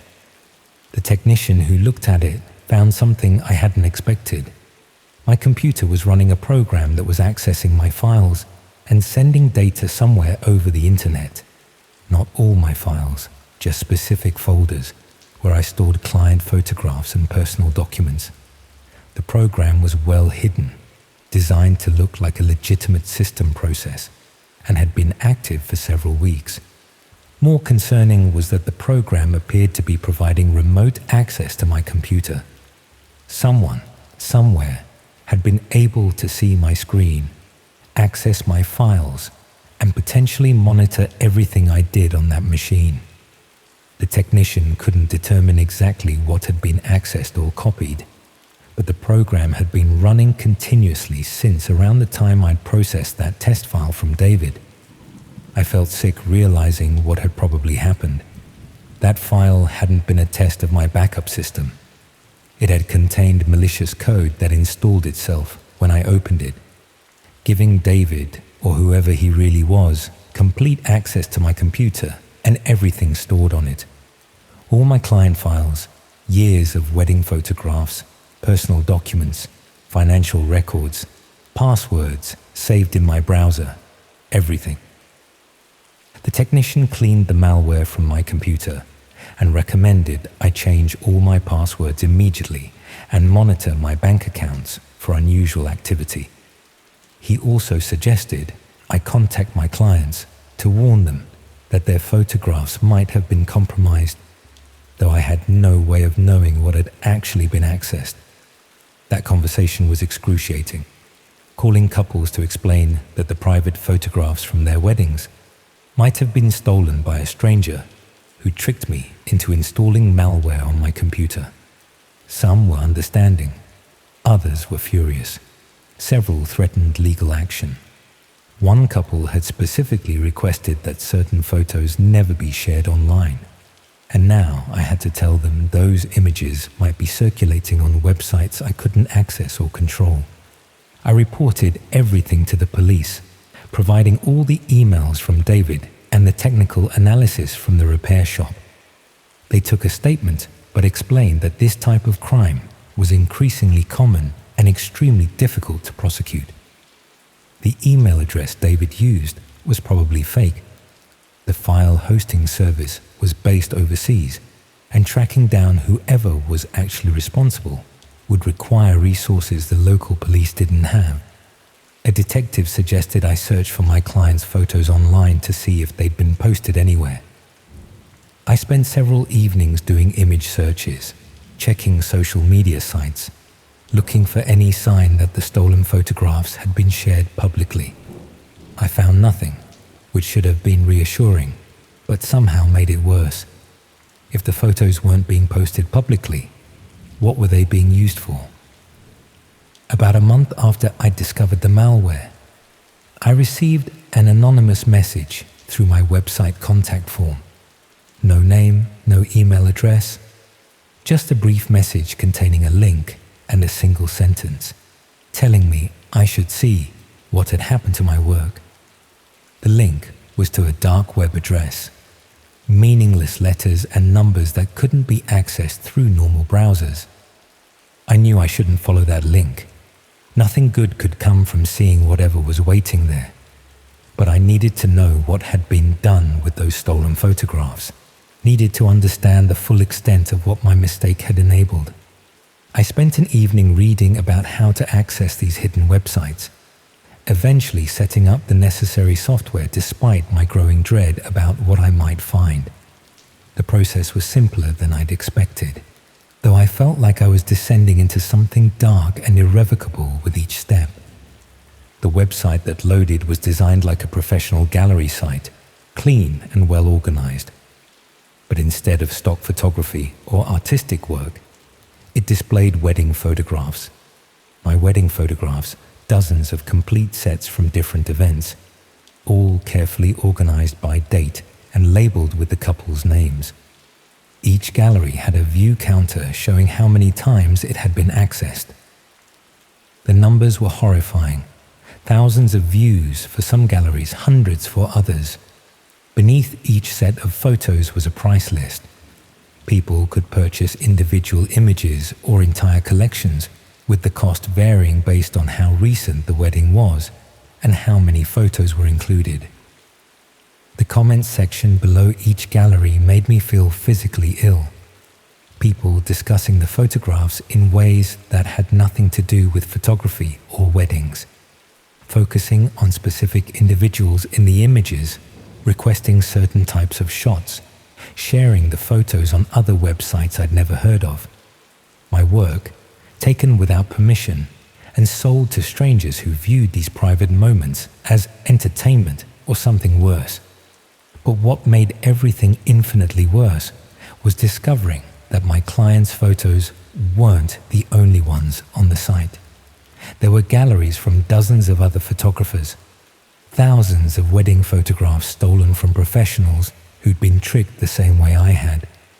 An entire marketplace built on exploiting photographers' trust and selling intimate moments that were never meant to be public. I documented everything I could, taking screenshots and recording the website address, then reported it to the police again. They passed the information to a cybercrime unit that specializes in dark web activity. but warned me that shutting down these sites was a complicated process that could take months or years, assuming it could be done at all. The detective I spoke to explained that the photos were valuable because they were genuine rather than staged, showing real people in private moments with their families and friends. Wedding photographs captured people when they were emotional and unguarded, making them particularly sought after by certain communities online. The fact that the subjects had no idea their images were being traded made them even more valuable. I contacted every client whose photos had appeared on that website. Some had already known something was wrong because they'd been contacted by strangers who'd seen their photos, people sending disturbing messages or trying to connect with them on social media. Others had no idea their private moments had been circulating online for months, viewed and discussed by thousands of strangers. The legal consequences were severe. Several clients pursued action against me, claiming I hadn't taken adequate security measures to protect their data. My professional insurance covered some of the costs, but not all of them. My reputation in the industry was destroyed. No one wants to hire a photographer who allowed their clients' photos to be stolen and sold on the dark web. I eventually had to close my business entirely. The website hosting my stolen work was taken down after several months, but the detective confirmed the photos had been copied and redistributed across multiple other sites before it disappeared. Those images are still out there somewhere, accessible to anyone who knows where to look. What haunts me most is thinking about all the other photographers who might be receiving similar inquiries right now, from people claiming to be cautious clients who just want to test backup systems. How many are downloading files they think are harmless test images, installing malware without realizing it, giving strangers access to years of client photographs? I tried to warn others in the industry, posting on photography websites and social media groups about what had happened. Some people took the warning seriously, but others dismissed my story as paranoia or suggested I'd simply been careless with security. No one wants to believe they could fall for the same trick, that a few reasonable-sounding emails could lead to such a catastrophic breach of trust. I've changed careers now, working in retail management, where the worst damage I can do is accidentally over-ordering stock. I don't own a professional camera anymore. Don't take photos, except occasional snapshots on my phone. The sight of a wedding party makes me feel anxious and guilty, wondering if their photographer is taking proper security precautions, or if their private moments will end up traded on hidden websites. Sometimes I search for that site, checking if it's been permanently shut down or if it's resurfaced somewhere else. The original address no longer works, but I've found similar sites offering the same service, selling stolen wedding photographs to people who view others' happiness and intimacy as commodities to be purchased. I know David wasn't his real name, and I know I wasn't specifically targeted. I was just one photographer among hundreds who seemed like an easy mark, someone whose livelihood depended on sophisticated equipment and complex workflows that could be exploited. The person who sent that first email probably sent identical messages to dozens of photographers, knowing a percentage would fall for the same story. The test file I downloaded is still on my old hard drives, backed up in multiple locations exactly as I promised it would be. I've never deleted it, keeping it as a reminder of how easily trust can be weaponized and how a single mistake can echo outward in ways you can't predict or control. Those couples trusted me with their wedding photographs, and I failed them in a way that can never be made right. Their private moments exist somewhere in the hidden corners of the internet, viewed and discussed by strangers, and there's nothing I can do to take that back. No amount of apologies or legal settlements can undo what happened because of my mistake. That's what I think about when people ask why I left photography. not the financial losses or the legal troubles or the destroyed reputation, but the knowledge that I enabled something terrible to happen to people who'd done nothing wrong except trust the wrong photographer with their memories, and that somewhere online, those images still exist, still being traded and viewed, still causing harm I'll never fully understand.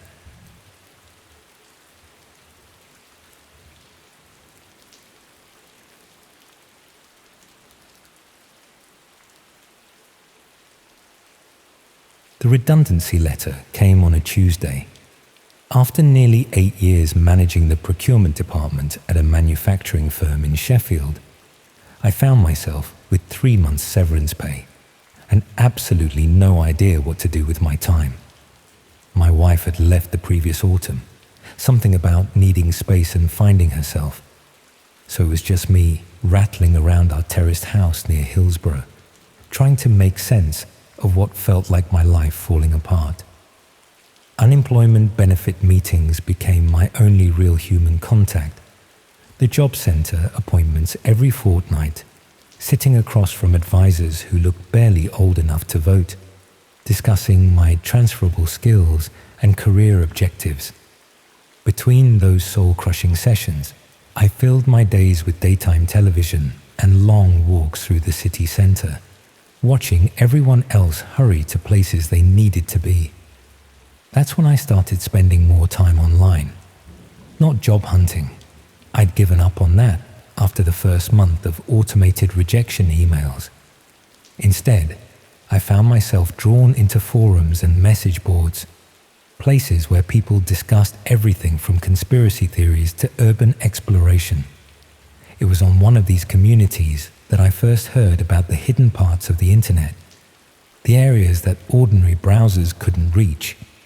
A user called DarkMatter47 had posted about accessing restricted networks, claiming there were entire communities operating beyond normal search engines. The post was vague but intriguing, mentioning special software that could bypass conventional internet filters. Other users replied with technical terms I didn't understand, and references to places that sounded almost mythical. My curiosity got the better of me. I'd always been reasonably tech-savvy. Nothing professional, but enough to troubleshoot computer problems and set up home networks. Within a few hours of reading that initial post, I'd managed to access what they called the dark web. The process was surprisingly straightforward, once you knew what you were looking for. The first few weeks were disappointing. Most sites looked like they'd been designed in the late 90s, with basic layouts and poor navigation. I found marketplaces selling questionable goods, political forums full of paranoid rambling, and endless discussions about digital privacy. Nothing seemed particularly shocking or dangerous, just a collection of people who preferred anonymity. Then I discovered the streaming communities. It started with a link shared in a private message from someone who'd noticed my activity on various boards. The link led to a forum dedicated to exclusive content, videos and live streams that weren't available through conventional platforms. The description claimed these were raw, unfiltered broadcasts from around the world, the kind of footage that mainstream media wouldn't dare show. Most of the content was exactly what you'd expect. Grainy videos of protests, industrial accidents, medical procedures. The sort of thing that satisfied a morbid curiosity but wasn't particularly disturbing. Users would comment on the footage, discussing technical aspects or sharing similar experiences. It felt like being part of a secret documentary society. The live streams were different. These weren't recordings but real-time broadcasts, usually announced hours in advance with cryptic titles and brief descriptions. I started attending these sessions regularly, partly out of boredom and partly from a growing fascination with this hidden world. Most streams were mundane. Someone broadcasting from a construction site after hours, or footage from security cameras in empty, office buildings. Occasionally, there would be something more interesting. Abandoned locations, restricted areas, or informal tours of places the public couldn't normally access. The chat alongside these streams was usually sparse, with viewers making brief technical comments or asking questions about locations. It was during my 3rd month of unemployment that I noticed a pattern emerging. Certain usernames appeared regularly in the more exclusive streams, and these users seemed to have access to content that required special invitations. They would reference private rooms and special sessions using language that suggested something beyond urban exploration or architectural voyeurism. One evening, a user called Streamwatcher sent me a private message. They'd noticed my regular participation and wondered if I might be interested in accessing premium content. The message was carefully worded, discussing immersive experiences and unique perspectives without explicitly stating what this involved. They explained that access required verification, not payment, but proof of genuine interest and discretion. The verification process took nearly a week. I had to provide details about my online activity, answer questions about my motivations, and demonstrate my understanding of digital security. Throughout this process, Streamwatcher remained professional but vague about what I was actually applying for. They mentioned that the content was intense and not suitable for casual viewers, but assured me that everything was legal and consensual. When my access was finally approved, I received instructions for joining a stream scheduled for the following Friday evening. The message included specific technical requirements and warned that recording or sharing content would result in immediate exclusion and potential consequences. The session was described as a live interactive experience, lasting approximately 2 hours. Friday arrived with typical British weather, persistent drizzle that had been falling since morning.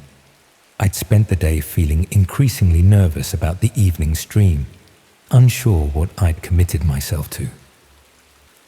By the time the session was due to begin, I'd convinced myself it would probably be another disappointing urban exploration broadcast. The stream started promptly at 9 o'clock. Unlike previous sessions, this one had no visible chat function. Instead, viewers could send private messages to the host, who would occasionally respond by adjusting camera angles or moving to different areas of what appeared to be a basement or underground space. The image quality was excellent, far superior to the usual grainy footage I'd become accustomed to. The location looked like a converted cellar, with concrete walls and professional lighting equipment. A single figure wearing dark clothing moved through the frame, preparing various items on a metal table. Their face was never visible, either kept off camera or obscured by shadows. What happened next changed everything I thought I understood about human nature and my own moral boundaries. The figure gestured towards something outside the camera's view, and another person entered the frame. This individual appeared confused, uncertain, looking around the space as if trying to understand where they were. The host began what could only be described as a performance, but one that became increasingly disturbing as it progressed. What started as psychological intimidation gradually escalated into physical harassment. The confused person, I still can't bring myself to think of them as a victim, even though that's clearly what they were, seemed to realize their situation and began showing obvious signs of distress. I should have closed the browser immediately, should have reported what I was seeing to the authorities. Instead, I found myself frozen, unable to look away from something I knew was fundamentally wrong. The professional lighting, the multiple camera angles, the host's methodical approach, everything suggested this was far from spontaneous. Other viewers were clearly watching. Messages appeared on screen occasionally, brief comments from the host acknowledging specific usernames. Some messages contained suggestions or requests, which the host would sometimes implement. It became clear that this wasn't just a broadcast, but an interactive experience where viewers could influence what happened. The session continued for nearly 2 hours. By the end, I was physically sick and trembling uncontrollably. The person who had entered the frame confused and uncertain was no longer moving. The host calmly began cleaning the space, methodically removing evidence of what had occurred. In the final minutes, the host addressed the camera directly. Though their face remained hidden, they spoke clearly about the successful session and thanked viewers for their participation.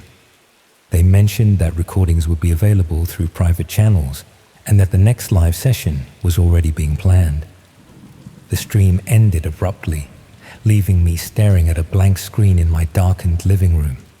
Outside, the rain continued falling, and I could hear traffic passing on the main road.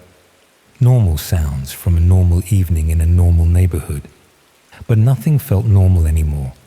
I didn't sleep that night, or the next. Every time I closed my eyes, I saw fragments of what I'd witnessed. Not just the violence, though that was horrific enough, but my own inaction. The realization that I'd sat through the entire broadcast without attempting to help or intervene. The following week, I received another message from Streamwatcher. They thanked me for attending the session and asked for feedback on the experience. They mentioned that my viewing history suggested I was a committed participant and wondered if I'd be interested in more exclusive content. The message included links to archived sessions and information about becoming a premium member. I deleted the message without responding, but I didn't delete the links. That was 3 months ago. I found a new job, nothing exciting, just administrative work for the local council, and I'm slowly rebuilding some semblance of normal life. I changed internet providers, replaced my computer, even moved to a different area of the city. I told myself these were practical decisions, unrelated to what I'd seen online. But I still have those links. They're saved in a folder buried deep in my new computer's file system, hidden among dozens of other directories. I haven't accessed them, but I know they're there. Sometimes, late at night, when sleep won't come, I find myself navigating closer to that folder, my cursor hovering over the links. I've started noticing things around the city that I hadn't seen before. Vans parked in unusual locations, people who seem to be watching rather than simply waiting. Buildings with multiple security cameras that don't match their apparent purpose. Probably just paranoia, the result of knowing what kinds of activities are hidden beneath the surface of normal life. Yesterday, I received a package at my new address. No return details, just my name and the correct postcode written in careful block letters. Inside was a small wireless camera and a handwritten note with an address across town. The note simply said, "Your turn to contribute." Friday 9 p.m. I've thrown the camera away twice now. Both times, I've gone back to retrieve it from the bin. The address is in an area I don't know well, somewhere near the industrial estates on the outskirts of Sheffield. I looked it up online. It's registered as a storage facility, the kind of place people rent when they need extra space for household items or business equipment. I keep telling myself I won't go, that I'll ignore the invitation and carry on with my new job, my clean computer, my attempts at normal life. But Friday is tomorrow, and I know exactly how long it takes to drive to that address. The camera is sitting on my kitchen table now, next to my car keys. I haven't decided anything yet, but I know that something fundamental changed the night I watched that stream. The boundaries I thought were permanent turned out to be more flexible than I'd imagined, And once you cross certain lines, even as an observer, it becomes increasingly difficult to remember why those boundaries existed in the first place. The rain is starting again outside. Same persistent drizzle that was falling the night everything changed. In about 24 hours, I'll either be at home, trying to sleep through another night of guilt and confusion, or I'll be somewhere else entirely. The worst part isn't the fear of what might happen if I go. It's the fear of how much I want to find out.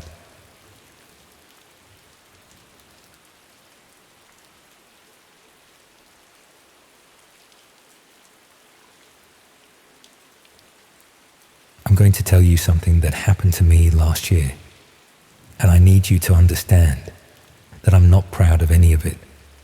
I was completely broke, right? I had just lost my job at this portrait studio in Leicester, couldn't make rent on my bedsit, and I was getting desperate, really desperate. So when I found this photography work that paid more than I'd ever earned before, I didn't ask the questions I should have asked. I told myself it was just stock photography, that I was being clever finding a new income stream. But the truth is, I knew something wasn't right from the beginning.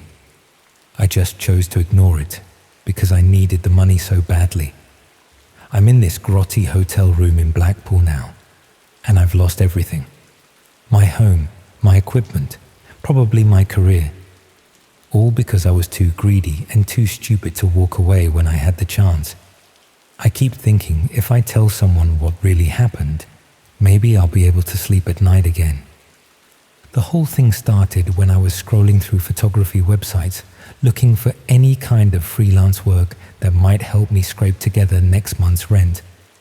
I'd been a professional photographer for nearly 15 years, mostly weddings and family portraits, until digital photography made everyone think they could do the job themselves. Buried in the classified section of an obscure photography forum, I found an advert that caught my attention. Someone was offering good money for candid street photography. Natural shots of people going about their daily lives in various British towns and cities. No staged portraits or commercial work, just authentic moments captured without the subject's knowledge.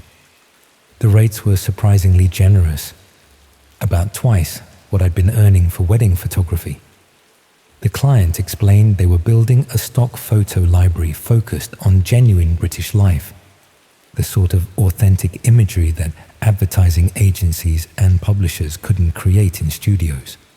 I should have questioned why they needed covert photography when legitimate stock photo companies used models and signed releases. Should have wondered why the payment was so much higher than standard rates for this type of work. But I was desperate, and the client seemed professional in their communications. They provided a list of locations where they wanted photography: town centres, shopping areas, residential streets, even some specific addresses where they claimed interesting architectural features or local colour could be captured. The brief was simple: photograph people naturally, without them realising they were being captured, focusing on individuals rather than crowds. The first assignment was straightforward enough.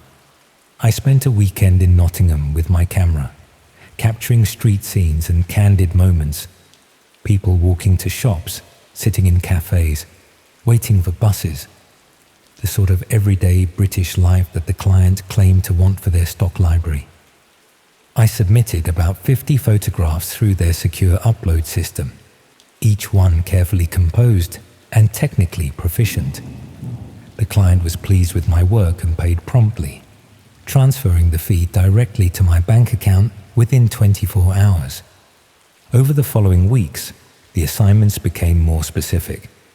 Instead of general street photography, the client began providing particular locations and times when they wanted images captured. They claimed this was to ensure good lighting conditions and interesting subjects, but the level of detail seemed unusual. I was given specific streets to photograph at certain times of day, particular shops or buildings where I should position myself, even descriptions of the types of people I should focus on. Young women, elderly individuals, families with children, always with emphasis on capturing clear facial features and identifying details. The technical requirements became more demanding too. The client wanted high-resolution images that could be cropped extensively without losing detail. They specified particular camera settings and lens types that would maximize image quality and facial clarity. I convinced myself this was just professional thoroughness, that serious stock photography required this level of technical precision. The money was keeping me afloat financially, and I was grateful to have found steady work that utilized my skills. But I started noticing patterns in the assignment locations that made me uncomfortable. Many of the addresses were residential streets rather than commercial areas. The timing requirements often coincided with school-run hours or typical commuting times, and the demographic focus seemed designed to capture vulnerable individuals rather than general street scenes. When I questioned these specifications, the client explained they were targeting particular market segments for advertising campaigns. Different demographics required different types of authentic imagery, they claimed, and the timing was important to capture people in natural, unstressed situations. That explanation seemed reasonable enough, though I was becoming increasingly aware that my photography was more invasive than typical street photography. I was essentially conducting surveillance, documenting people's routines, and capturing identifying information without their knowledge or consent. The breakthrough moment came when I recognized someone in one of my assignments. It was Emma, a woman I'd met through mutual friends at a barbecue the previous summer. She worked as a nurse at the local hospital and lived in a small terraced house in a quiet suburb of Derby. The client had specifically requested photography of her street during morning hours, with particular focus on individuals leaving for work. When I saw Emma emerge from her house and walk to her car, I realized the client somehow knew her routine and had commissioned surveillance photographs of her daily activities. This wasn't stock photography. It was targeted surveillance of specific individuals. The client wasn't building a general image library, but collecting intelligence about particular people's movements and routines. And I'd been facilitating this surveillance by providing high-quality photographic evidence of their daily lives. I tried to convince myself there might be innocent explanations. Maybe Emma was applying for a job and the client was conducting background verification. Maybe there was a legitimate investigation that required documenting her activities. But deep down, I knew that legitimate surveillance wouldn't require a freelance photographer working through anonymous online platforms. I should have stopped accepting assignments then, should have deleted all the photographs I'd taken and walked away from the whole arrangement. But the money was too good, and I was too financially desperate to give up steady income based on suspicions I couldn't prove. Instead, I started keeping copies of all the photographs I submitted, telling myself I was preserving evidence in case there were legal questions later. What I discovered when I reviewed the images systematically was more disturbing than I'd expected. The photographs weren't random street scenes, but carefully coordinated surveillance of dozens of individuals across multiple cities. Each person had been photographed repeatedly over weeks or months, documenting their routines, relationships, and vulnerabilities with methodical precision. I could see patterns emerging from the collective imagery.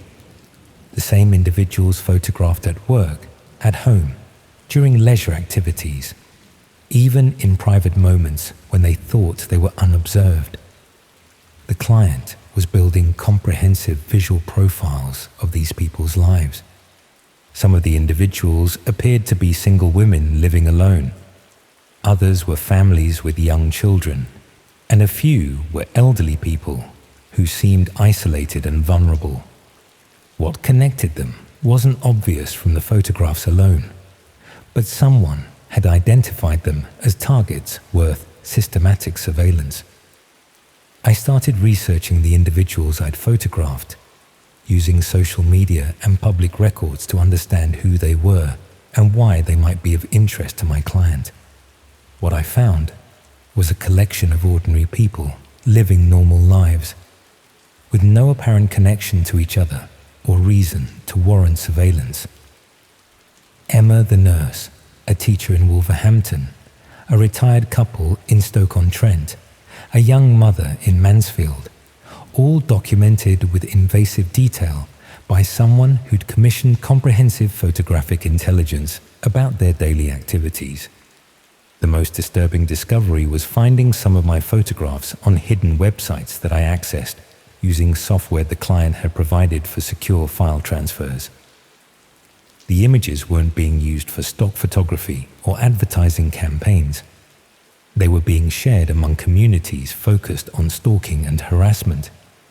My photographs were being used to plan approach strategies, identify vulnerabilities, even coordinate group harassment campaigns against the individuals I'd documented. The detailed visual intelligence I'd provided was enabling serious crimes against people who had no idea they were being targeted. The technical precision the client had demanded, high resolution, facial clarity, identifying details, was designed to make the surveillance photographs as useful as possible for criminal purposes. I'd been creating a visual database that stalkers and harassers could use to identify and approach their victims. Some of the individuals in my photographs had become subjects of elaborate stalking campaigns that used the intelligence I'd provided to predict their movements and exploit their routines. Others had been targeted for harassment based on vulnerabilities that were apparent from careful analysis of their photographed behavior. I found discussion threads where people shared techniques for using surveillance photographs to approach targets without arousing suspicion. They analyzed facial expressions and body language from my images to develop psychological profiles of their intended victims. The visual evidence I'd gathered was being combined with other intelligence sources to create comprehensive targeting packages that enabled systematic harassment and stalking. My photography had become part of an industrial-scale operation focused on identifying and exploiting vulnerable individuals. I tried contacting the client to demand that my photographs be removed from these criminal websites, but they disappeared as completely as if they'd never existed.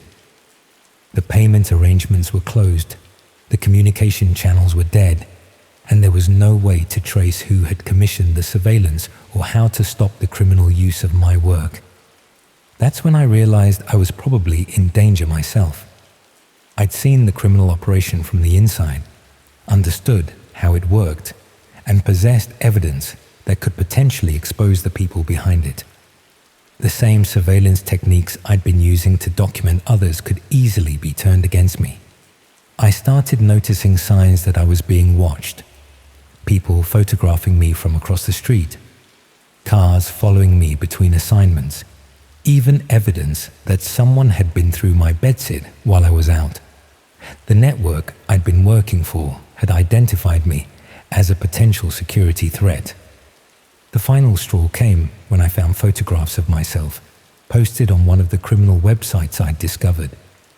Not just casual surveillance images, but detailed documentation of my daily routine, my financial difficulties, even my personal relationships. Someone was building the same type of targeting package about me that I'd helped create for others. I realized that freelance photographers like me weren't just independent contractors for this operation. We were also potential liabilities who needed to be monitored and controlled. The client had been documenting my activities as carefully as I'd been documenting their surveillance targets.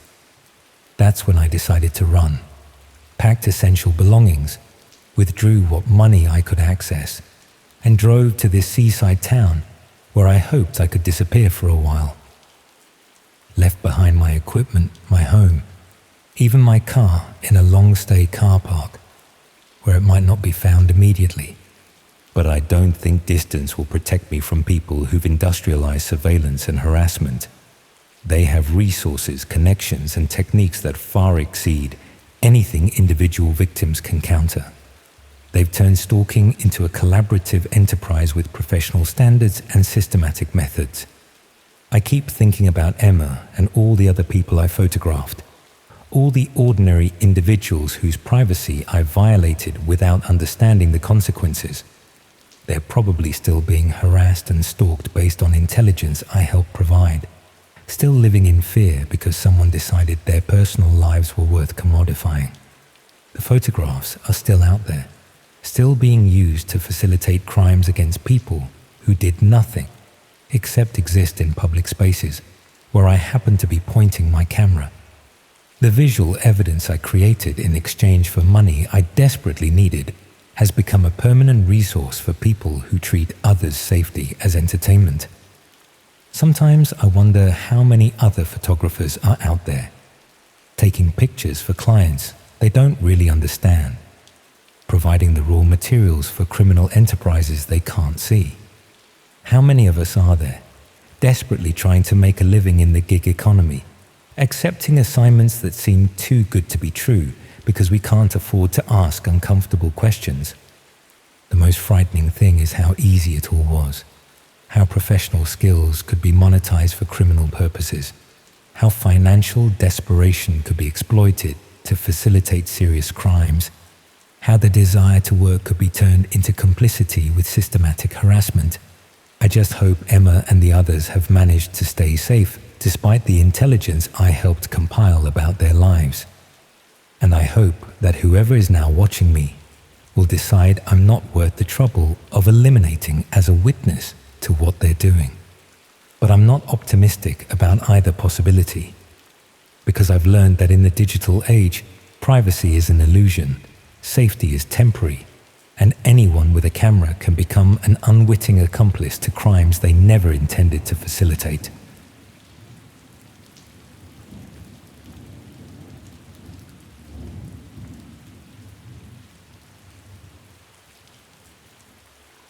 I've been trying to pinpoint exactly when I crossed the line from doing something questionable into doing something genuinely harmful. But the truth is, there probably wasn't one single moment. It was gradual. It was a series of small compromises that seemed reasonable at the time, but added up to something I'm deeply ashamed of now. I used to write recommendation letters for people applying to jobs. Sounds innocent enough, right? Except I was writing them for strangers I'd never met, people who paid me to fabricate glowing references for positions they weren't qualified for.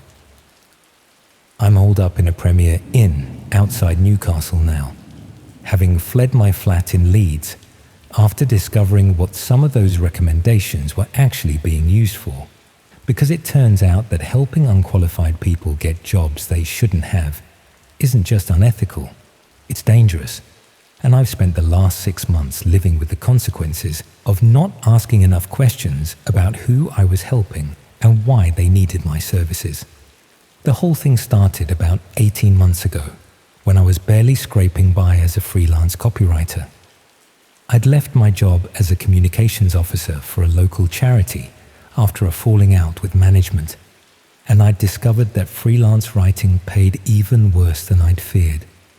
Most months, I was choosing between heating and eating, as the saying goes. I'd been doing the usual freelance work, blog posts, website copy, the occasional press release, when I came across a request on a freelance platform from someone looking for professional reference letters. They explained they were applying for jobs, but had been out of work for several years and didn't have recent references from employers who could vouch for their skills. The rate they offered was generous, £200 for a single letter that would take me perhaps an hour to write. They provided details about their work history and the type of position they were applying for, and I crafted a convincing reference letter supposedly from their previous manager. I felt uncomfortable about the deception, but I rationalized it by telling myself that everyone exaggerates on job applications, and I was just helping someone get their foot in the door. They probably had the skills they claimed, just not the documentation to prove it. The client was pleased with my work and recommended me to others who needed similar services. Within a few weeks, I was writing multiple reference letters each month, all for people who claimed to have employment gaps or difficult previous employers who wouldn't provide fair references. The money was keeping me afloat financially, and I convinced myself I was providing a legitimate service for people who'd been unfairly disadvantaged by circumstances beyond their control. After all, the job market was brutal, and sometimes good people needed a helping hand to compete with candidates who had more conventional career paths. But the requests started becoming more specific and troubling. Instead of general employment references, clients began asking for letters vouching for professional qualifications they clearly didn't possess. Teaching credentials, medical certifications, even security clearances for positions that required background checks. When I questioned whether I should be fabricating credentials for regulated professions, the clients assured me they had the necessary qualifications, but had lost their documentation or had problems with previous employers who were blocking their access to official records. The explanations were always plausible enough that I could convince myself I was helping victims of bureaucratic incompetence rather than enabling fraud. The rates increased as the requests became more demanding. I was soon earning more from writing fraudulent references than I had from my previous legitimate employment. The financial security was intoxicating after months of struggling to make rent. I developed a system for creating convincing reference letters that would pass casual scrutiny. I researched real companies and institutions, created plausible employment histories, even generated fake contact details that would redirect to voicemail boxes if anyone tried to verify the references. The work became almost routine. I'd receive a request with employment details, craft a convincing reference letter, and collect my fee. I stopped thinking about the consequences of what I was doing, treating it as just another writing assignment, rather than systematic fraud that was helping unqualified people access positions they had no business occupying. The breakthrough came when I saw a news report about a care home scandal in Yorkshire. Several elderly residents had died after receiving improper medication from a care worker who'd falsified her nursing credentials. The investigation revealed she'd been working in healthcare for over a year using fraudulent reference letters and fake certification documents. Something about the story felt familiar, and I checked my records to see if I'd ever written references for anyone in the healthcare sector. What I found made me feel physically sick. I'd written multiple reference letters for someone matching the care worker's description, fabricating employment history as a qualified nurse with years of experience in elderly care. I couldn't be certain it was the same person.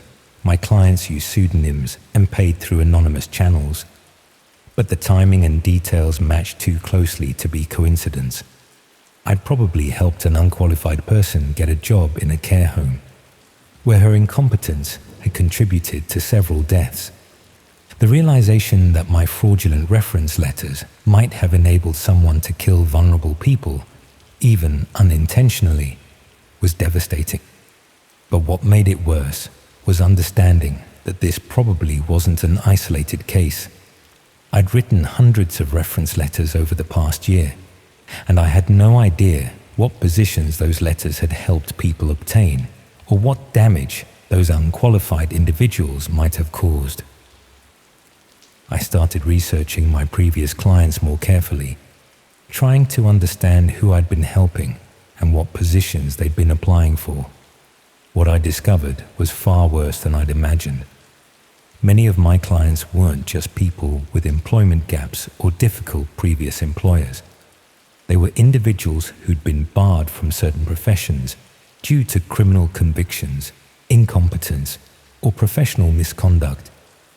They were using my fraudulent references to circumvent the safeguards designed to protect vulnerable people from dangerous or incompetent workers. I found cases of people I'd helped get positions working with children, despite having convictions for child abuse. Others had accessed jobs in healthcare despite having been struck off professional registers for gross negligence. Some had even obtained security positions despite criminal backgrounds that should have disqualified them from such roles. The fraudulent references I'd been writing weren't just helping people exaggerate their qualifications. They were actively undermining the systems designed to protect vulnerable people from those who posed a danger to them. But what really disturbed me was discovering how my services were being advertised and shared. Using the same hidden internet channels where my clients had found me, I saw advertisements for reference writing services that explicitly targeted people who'd been banned from certain professions. The advertisements explained how my fraudulent references could help people circumvent background checks, access positions they were legally prohibited from holding, even target specific vulnerable populations like children or elderly people for exploitation. I realized I'd been part of an operation that systematically enabled dangerous people to access positions of trust and authority over vulnerable individuals. My writing skills were being weaponized to destroy the safeguards that protected those who needed protection most.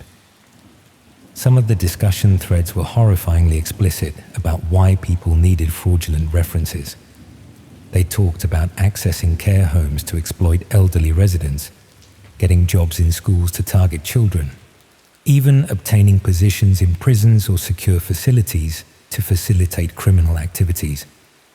One thread discussed using fraudulent references to get hired at a women's refuge, with the explicit goal of gaining access to vulnerable domestic abuse victims.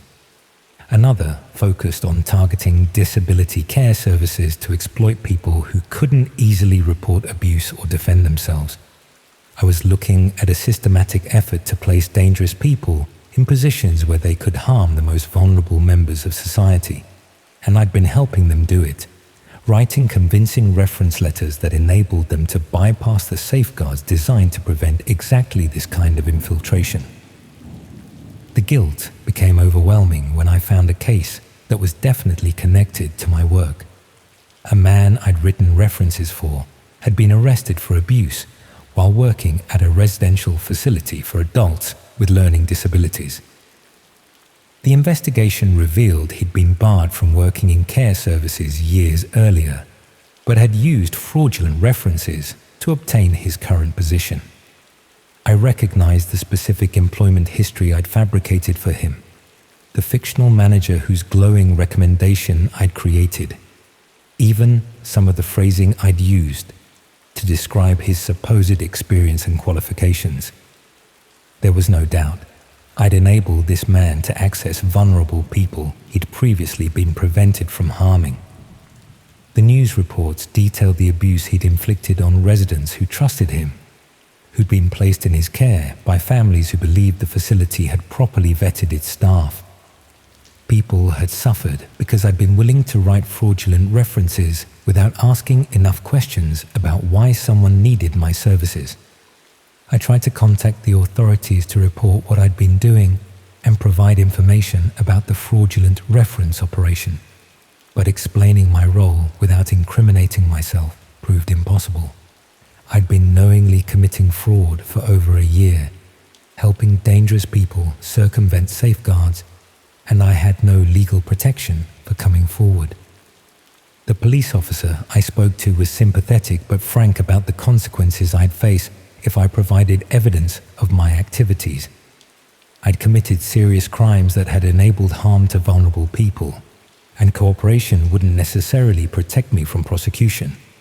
I was advised to consult with a solicitor before providing any detailed information, but I couldn't afford legal representation on my meager freelance income. I was trapped between my guilt about what I'd enabled and my fear of facing criminal prosecution for my role in the fraud. That's when I decided to stop writing fraudulent references entirely and tried to distance myself from the whole operation. I deleted all my client records, closed down my accounts on the freelance platforms, even destroyed my computer hard drive to eliminate evidence of what I'd been doing. But it was already too late to erase my involvement. The reference letters I'd written were still being used by dangerous people to access vulnerable populations. The damage I'd helped cause would continue long after I'd stopped enabling it. I started receiving messages from former clients asking why I was no longer available for reference writing services. Some were polite inquiries, but others had a threatening tone that made it clear they weren't happy about losing access to my services. One message in particular frightened me. A former client explained that they'd been relying on my references to maintain employment in their current position, and if I wasn't available to provide updated references for future applications, they might need to share information about my fraudulent activities with the authorities. I realized I was being blackmailed by someone I'd helped commit fraud. They were threatening to expose my illegal activities if I didn't continue enabling their deception. And there was nothing I could do about it without admitting my own complicity in systematic fraud. The threats escalated when I refused to resume writing references. Former clients began posting details about my real identity and location on the hidden internet channels where they'd originally found my services. They were exposing me to others who might be interested in preventing me from cooperating with authorities or revealing information about the fraud operation. I started noticing signs that I was being watched. People photographing me from across the street, cars following me around Leeds, even evidence that someone had been through my flat while I was out. The people I'd been helping had decided I was now a liability they needed to monitor and control. The final straw came when I received an envelope containing photographs of me going about my daily routine, along with a list of the vulnerable people who'd been harmed by individuals I'd provided references for. The message was clear. If I caused problems by going to the authorities, information about my role in enabling those harms would be shared widely. I realized I was being held hostage by my own guilt and complicity. The people I'd helped were using my knowledge of what I'd done to ensure I couldn't expose their ongoing activities without destroying my own life in the process. That's when I decided to leave Leeds entirely. I withdrew what little money I had in my bank account, packed essential belongings, and drove to Newcastle, where I hoped I could disappear for a while. I've been staying in budget hotels, moving every few days, trying to avoid establishing any pattern that might make me easy to find. But I know running away doesn't solve anything. The reference letters I wrote are still being used by dangerous people to access vulnerable populations. The safeguards I helped circumvent are still failing to protect those who need protection most. And the guilt I feel about my role in enabling harm to innocent people only grows heavier with each passing day. I keep thinking about the elderly people who died in that care home, the residents who were abused in the disability facility, all the other victims whose suffering was enabled by reference letters I wrote for a few £100s. They trusted that the people caring for them had been properly vetted, that the system had protected them from those who meant them harm. But I helped destroy that trust, helped dangerous people infiltrate the very institutions designed to protect vulnerable individuals. And I did it knowingly, consciously choosing to ignore the obvious warning signs because I needed money more than I cared about the potential consequences. The fraudulent reference operation continues without me. Other writers are probably being recruited to provide the same services I did, creating convincing documentation for people who've been barred from certain professions for good reason. The hidden internet channels where these services are advertised are still active, still connecting dangerous people with writers willing to help them circumvent safeguards. The systematic infiltration of care services, schools, and other institutions continues, enabled by people like me who value their financial security more than the safety of vulnerable people. Sometimes I wonder if I should have gone to the authorities immediately, despite the legal consequences I'd face. Whether preventing future harm would have been worth accepting punishment for the fraud I'd committed. But fear of prosecution and shame about what I'd done kept me silent until it was too late to prevent the worst consequences of my actions. I suppose I'm telling you this because I need someone to understand how easy it is to become complicit in terrible things when you're desperate for money, how the desire to pay rent and eat regularly can override your moral judgment until you're actively enabling harm to innocent people. And because I want you to understand that every time you trust an institution to protect vulnerable people, that trust depends on systems working properly and people acting ethically. But those systems can be circumvented by anyone with a few £100 and a willingness to hire someone like me who prioritizes their own financial security over the safety of others. The worst part is knowing that I can't undo the damage I helped cause. Can't protect the vulnerable people who are still being targeted by individuals I helped infiltrate care services and other trusted institutions. All I can do is hide in anonymous hotels and hope that eventually the guilt becomes bearable enough that I can sleep without seeing the faces of victims I never met, but helped harm nonetheless. I keep hoping someone with more courage than I have will expose these fraudulent reference operations before they enable more harm.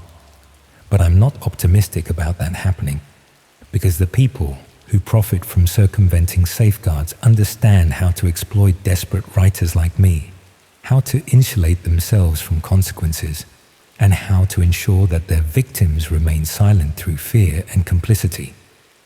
And in the meantime, vulnerable people continue to suffer because I was willing to write convincing lies for anyone who could pay my rate, without asking enough questions about why they needed my services or what they planned to do with the fraudulent credentials I provided.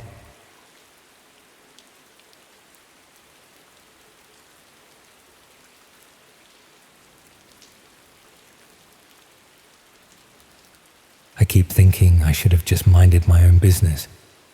Looking back, it seems so obvious that nothing good could come from what I did, but at the time, it felt like I was just being helpful. You know how it is when someone asks for advice about something you think you might be able to help with. My brother had been complaining about his dissertation for weeks. He was doing sociology at Leeds, something about online communities and how people behave differently when they think they're anonymous. The research was going badly because he couldn't find what he called genuine examples of how people actually interact in these spaces. Everything he was looking at felt too sanitized, too aware of being observed. His supervisor had mentioned that the most interesting social dynamics happen in the darker corners of the internet, places where people feel completely free from normal social constraints. But my brother had no idea how to access those areas safely, and frankly, neither did I. That's when I made what I now realize was a terrible decision. I mentioned his research problem to Sarah, a colleague from work who dealt with online fraud investigations in our compliance department. She'd been with the company for years and seemed to know about all sorts of digital investigation techniques. Sarah listened to my explanation with more interest than I'd expected. She said she might know someone who could help, someone who specialized in what she called deep web research for academic purposes. She made it sound perfectly legitimate, like there were proper channels for this sort of thing. 2 days later, she gave me a business card with just a name and email address. No company logo or phone number, which should have been a warning sign. She said her contact preferred to keep things simple and would only communicate via email initially. I passed the details on to my brother without really thinking about it. He was desperate to make progress on his dissertation, and Sarah had made it sound like a normal academic resource, the sort of specialist consultant that researchers sometimes use when they need access to areas they can't navigate themselves. My brother emailed the contact that same evening. Within a few hours, he received a reply suggesting they meet for coffee in Leeds to discuss his research requirements. The message was professional and courteous, exactly what you'd expect from someone offering legitimate research assistance.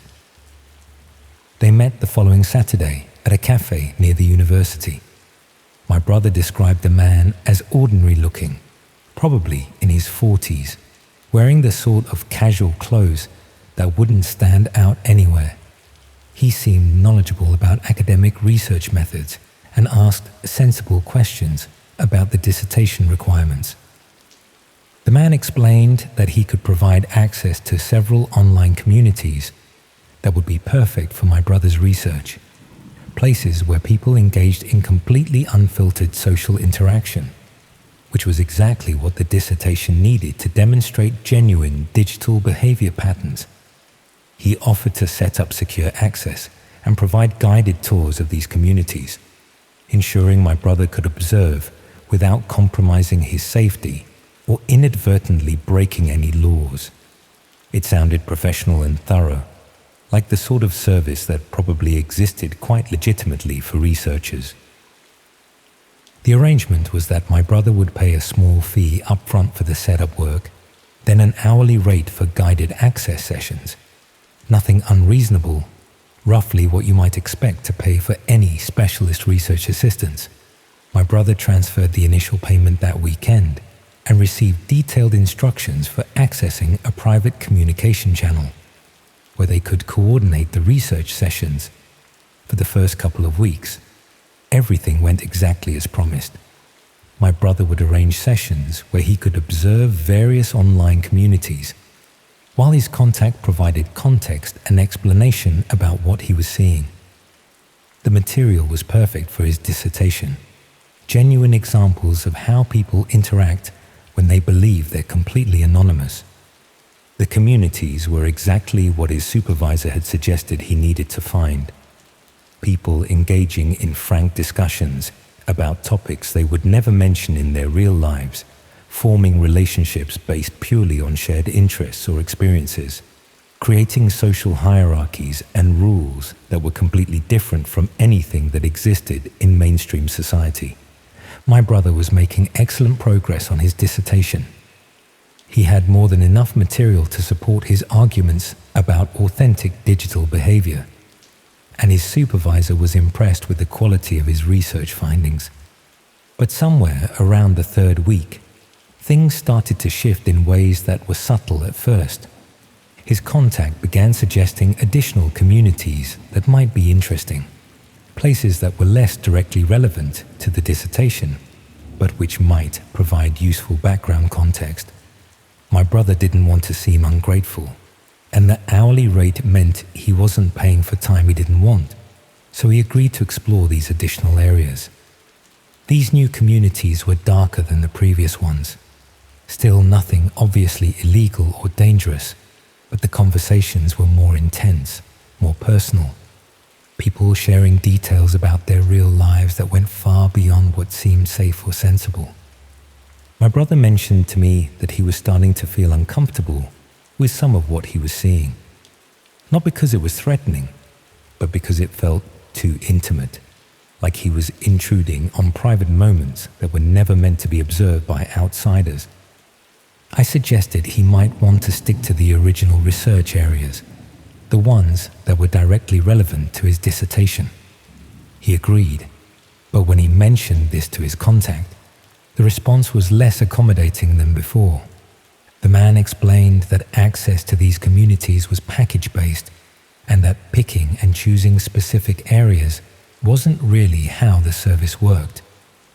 He suggested that my brother was perhaps being overly cautious and that exposure to a broader range of digital communities would only strengthen his research. This should have been another warning sign, but my brother was so close to finishing his dissertation that he didn't want to risk losing access to the material he'd already gathered. He continued with the sessions, though he found them increasingly uncomfortable. Around the fourth week, his contact started asking more personal questions about my brother's background and interests. Nothing that seemed directly threatening, but queries that went beyond what was necessary for research purposes. Questions about his family, his living situation, his plans after graduation. My brother answered some of these questions without thinking much about it. When you've been working with someone for several weeks, sharing personal details feels natural, like normal conversation. But then the questions became more specific. His contact wanted to know about his daily routines, where he spent time outside of his studies, whether he lived alone. The sort of information that could easily be justified as friendly interest, but which felt increasingly intrusive when combined with everything else. My brother started deflecting these questions, but his contact became more persistent. He suggested that understanding my brother's lifestyle and social context was important for properly interpreting the research material they were gathering together. This is when my brother should have ended the arrangement, but he was afraid of losing access to his research data. His dissertation deadline was approaching, and he'd built his entire project around the material from these communities. Instead, he continued with the sessions while trying to avoid providing any more personal information. But he noticed that his contact seemed to know things about his routine that hadn't been discussed during their conversations. Small details, like mentioning that my brother seemed tired because he'd been up late the previous evening, when my brother was certain he hadn't mentioned staying up late. Or references to specific locations around Leeds that my brother frequented, presented as casual observations about student life in the area. When my brother mentioned these concerns to me, I realized I should have been more careful about who I was putting him in contact with. But by then, he was already deeply involved in the arrangement, and both of us were uncertain about how to extricate him safely. The breaking point came when my brother received an email from his contact containing photographs that had clearly been taken without permission or knowledge. Pictures of my brother walking to and from the university, sitting in the library, meeting friends at various locations around Leeds. The photographs weren't threatening in themselves, but they demonstrated a level of surveillance that went far beyond anything that could be justified for research purposes. The email suggested that these photographs were just examples of the sort of observational research techniques that my brother could learn to use in his own academic work. But the implication was clear. He was being watched, and his contact wanted him to know it. My brother immediately tried to end the arrangement, but when he sent an email explaining that he no longer needed research assistance, the response was not what he expected. His contact explained that the research project had evolved beyond simple academic assistance. My brother had been providing valuable information about student life and social patterns that could be useful for future research projects. The arrangement would need to continue for several more weeks to complete this broader research initiative. The tone of the message had shifted completely. What had previously been professional and accommodating was now directive and non-negotiable. My brother tried to simply stop responding to emails and avoid the arranged sessions, but this triggered a more direct approach. He started receiving text messages on his phone, which he'd never given to his contact. Messages that demonstrated detailed knowledge of his movements and activities, presented as friendly check-ins, but clearly intended to show that avoiding contact wouldn't be possible. The messages would arrive when he was in specific locations, referencing things he was doing or people he was with. Not threatening, but impossible to ignore or dismiss as coincidence. When my brother tried to change his phone number, he discovered that his contact had somehow accessed other forms of communication, emails to his university account, messages through social media platforms, even contact through people he knew who had somehow been approached with requests to pass on messages. It became clear that his contact had built up a comprehensive profile of my brother's life and social connections, and was prepared to use that information to maintain contact regardless of my brother's preferences.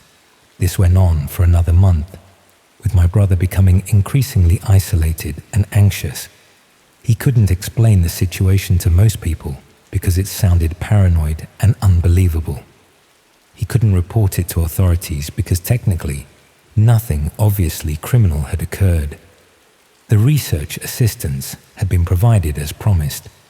The payments had been legitimate, and the ongoing contact could be interpreted as professional follow-up. The surveillance felt sinister, but proving that it was unwanted or inappropriate would be difficult. My brother finished his dissertation, but the sense of being constantly observed made it impossible for him to feel any satisfaction in the achievement. Every time he went somewhere or met someone, he found himself wondering whether it was being documented and reported back to his contact. The situation only ended when my brother graduated and moved back home to Manchester. Even then, he received occasional messages for several more weeks, but they eventually stopped once it became clear that his routine had changed completely. We never found out what the real purpose of the arrangement had been, whether it was some kind of recruitment attempt, a data gathering operation, or just someone who enjoyed the sense of control over another person's life. Sarah, the colleague who had provided the original contact, left the company shortly after my brother's graduation. When I tried to ask her about her research contact, she claimed not to remember giving me any details and seemed genuinely confused about what I was referring to. My brother submitted his dissertation and received a good grade, but he never pursued academic research after graduation. The experience had made him too aware of how easily someone's curiosity could be exploited and turned against them. I still think about how different things might have been if I just minded my own business instead of trying to be helpful. My brother had asked for advice, not for me to find him a contact in areas I knew nothing about. The recommendation had seemed harmless at the time, just putting him in touch with someone who might be able to help with legitimate research. But I'd handed over responsibility to a stranger without knowing anything about their real intentions or methods. Even now, I find myself being more careful about who I trust and what information I share. Not because I think I'm still being watched, but because the experience showed me how easily normal social interactions can be manipulated by someone with the right knowledge and patience. The dark web communities my brother had been researching were probably exactly what they appeared to be. Places where people behaved differently because they felt anonymous and unobserved. But his contact had been using that same principle in reverse, observing and documenting someone who thought they were engaged in a straightforward professional arrangement. I wonder sometimes how many other people have found themselves in similar situations, having their lives quietly catalogued and analyzed by someone they trusted to provide legitimate services. The sort of thing that would be impossible to prove or report, but which would fundamentally change how you think about your own privacy and safety. My brother never talks about that period anymore, but I know he's more cautious now about who he trusts and what information he shares. We both learned that the biggest dangers don't always come from obviously suspicious sources, but from recommendations that seem perfectly reasonable at the time.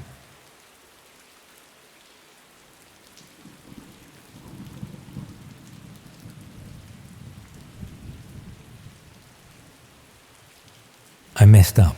I know I did. And there's no point pretending otherwise. What started as curiosity about a strange advertisement has left me looking over my shoulder every time I leave my house, checking faces in crowds, wondering which of my neighbors knows more about me than they should. I work as a copywriter for a marketing agency in Manchester, the kind of job that involves writing product descriptions and website content for clients who rarely appreciate the effort that goes into making their beige services sound interesting. It pays the bills, and I can do most of it from home, which suited me fine since I've always preferred my own company to office politics. The whole thing started when I was researching competitor websites for a client presentation. I'd been looking at various classified advertisement sites, seeing how other businesses positioned their services, what kind of language worked, that sort of thing. Most of it was exactly what you'd expect. Second-hand furniture, cars for sale, people offering gardening services or dog walking. Then I found a listing that didn't quite fit. It was on a legitimate classified site, one of the larger ones that's been around for years. The listing was in the property section, but instead of advertising a flat or house for rent, it simply said, "Viewing available," with an address in Salford and a date the following week. No rental price, no description of the property, no contact details, just those 2 words and a time slot. I probably wouldn't have paid much attention to it, except the address looked familiar. It took me a moment to place it, but I eventually realized it was the street where my mate Rob used to live before he moved to Bristol. I'd been to his old flat several times for dinner or to watch football, and I was fairly certain I remembered the specific house number. Out of curiosity more than anything else, I clicked through to see if there were any other details. The listing had been posted anonymously, with no user profile or history attached. The description field was completely blank, except for a reference number composed of random letters and numbers. It had been viewed around 30 times, which seemed low for a property listing, but high for something so vague and uninformative. I searched for the reference number online, thinking it might lead to a proper listing elsewhere with more information. What I found instead was a discussion on an obscure message board, where someone had asked if anyone knew what these types of listings meant. The responses were unhelpful and vague, with most people dismissing it as a posting error or spam. One person suggested it might be code for something, but didn't elaborate on what. The more I looked at that listing, the stranger it seemed. Why would someone post a viewing time for a property without any actual property information? Who would respond to such a vague advertisement? And why did the address have to be a place I recognized? I convinced myself I was overthinking it. Probably just someone who'd messed up their listing and forgotten to include the crucial details. But the coincidence of it being Rob's old address bothered me enough that I sent him a message, asking if he knew anything about the current occupants or if the place was up for rent. Rob replied saying he had no idea who lived there now and hadn't kept in touch with anyone from that street. He'd moved out nearly 2 years ago and hadn't been back since. The landlord who'd owned his flat had been selling up properties around that time, so it could be under new ownership entirely. I should have left it there. I had work to do, the client presentation to prepare, no legitimate reason to spend more time thinking about a badly written property listing. But something about it nagged at me over the next few days.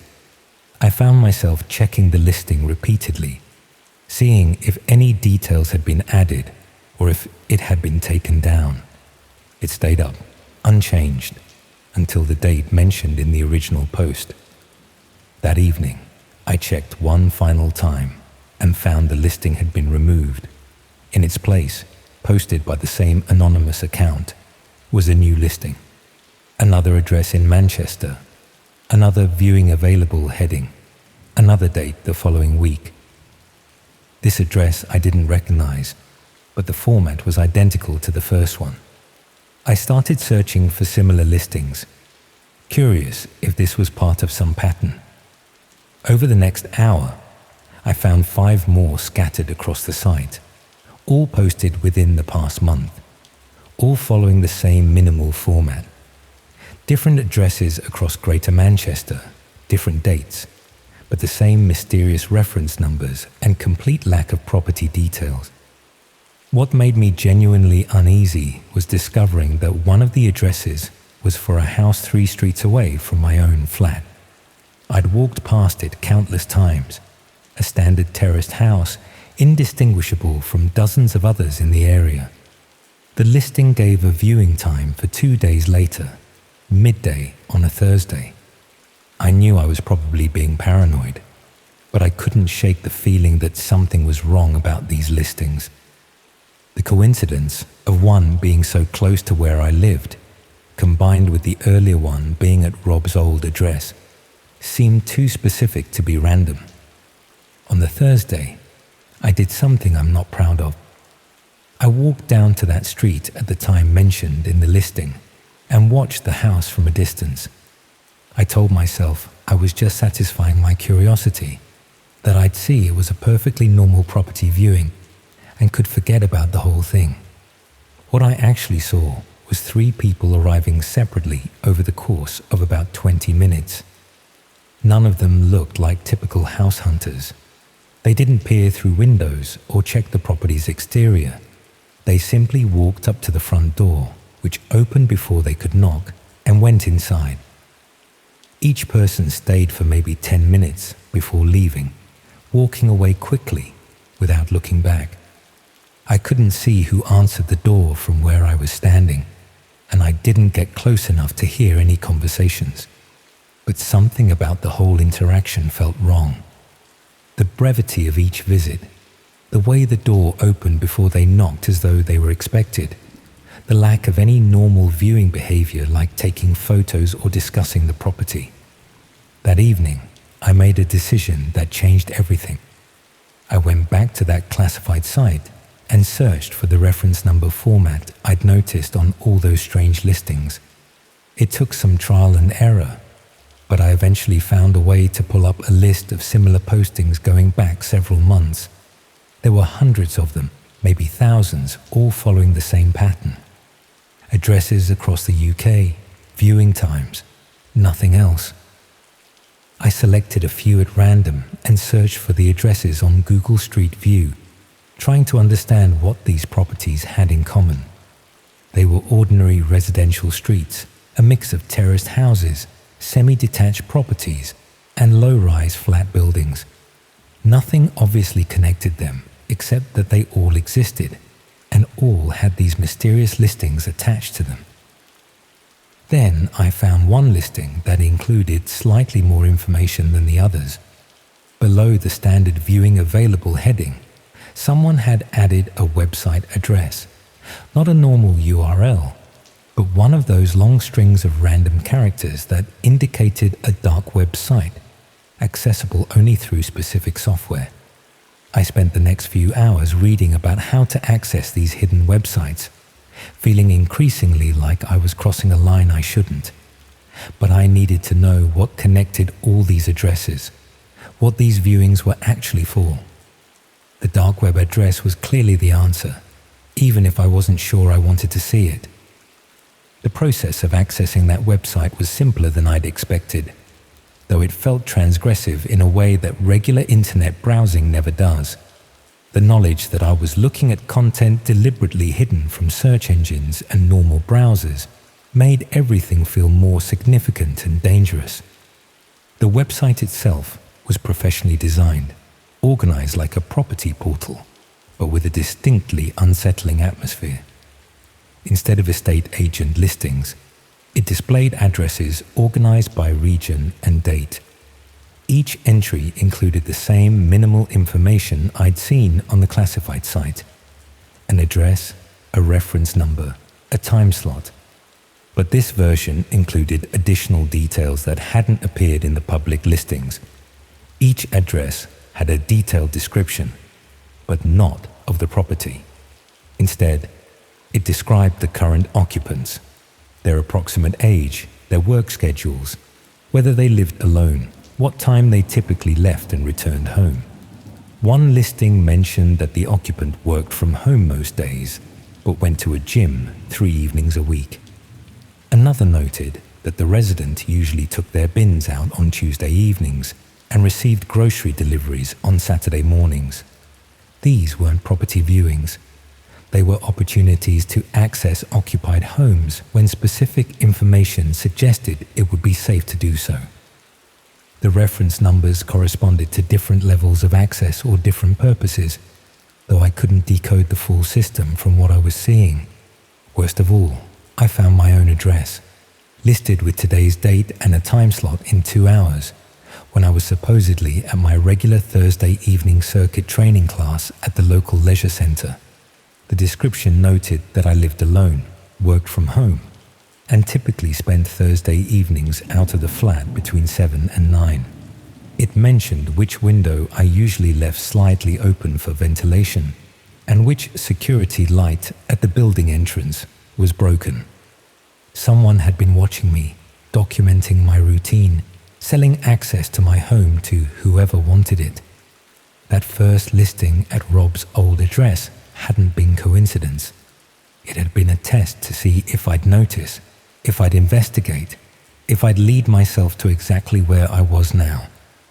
I don't know how long they'd been watching me, or what had happened during those Thursday evenings when I was reliably absent. I thought about all the times I'd come home to find small things out of place. A drawer not quite closed, a book moved slightly on the shelf. I'd always attributed it to my own forgetfulness, never imagining someone had been inside while I was doing circuits in a fluorescent lit sports hall. I contacted the police immediately, showing them everything I'd found. They took it seriously, which somehow made it worse. It meant I wasn't being paranoid, that this was a real and recognized threat.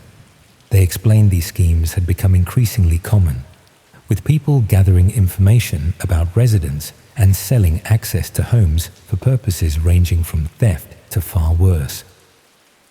They checked my flat and found evidence someone had been entering regularly. Small scratches around the lock that I'd never noticed, suggesting it had been picked multiple times.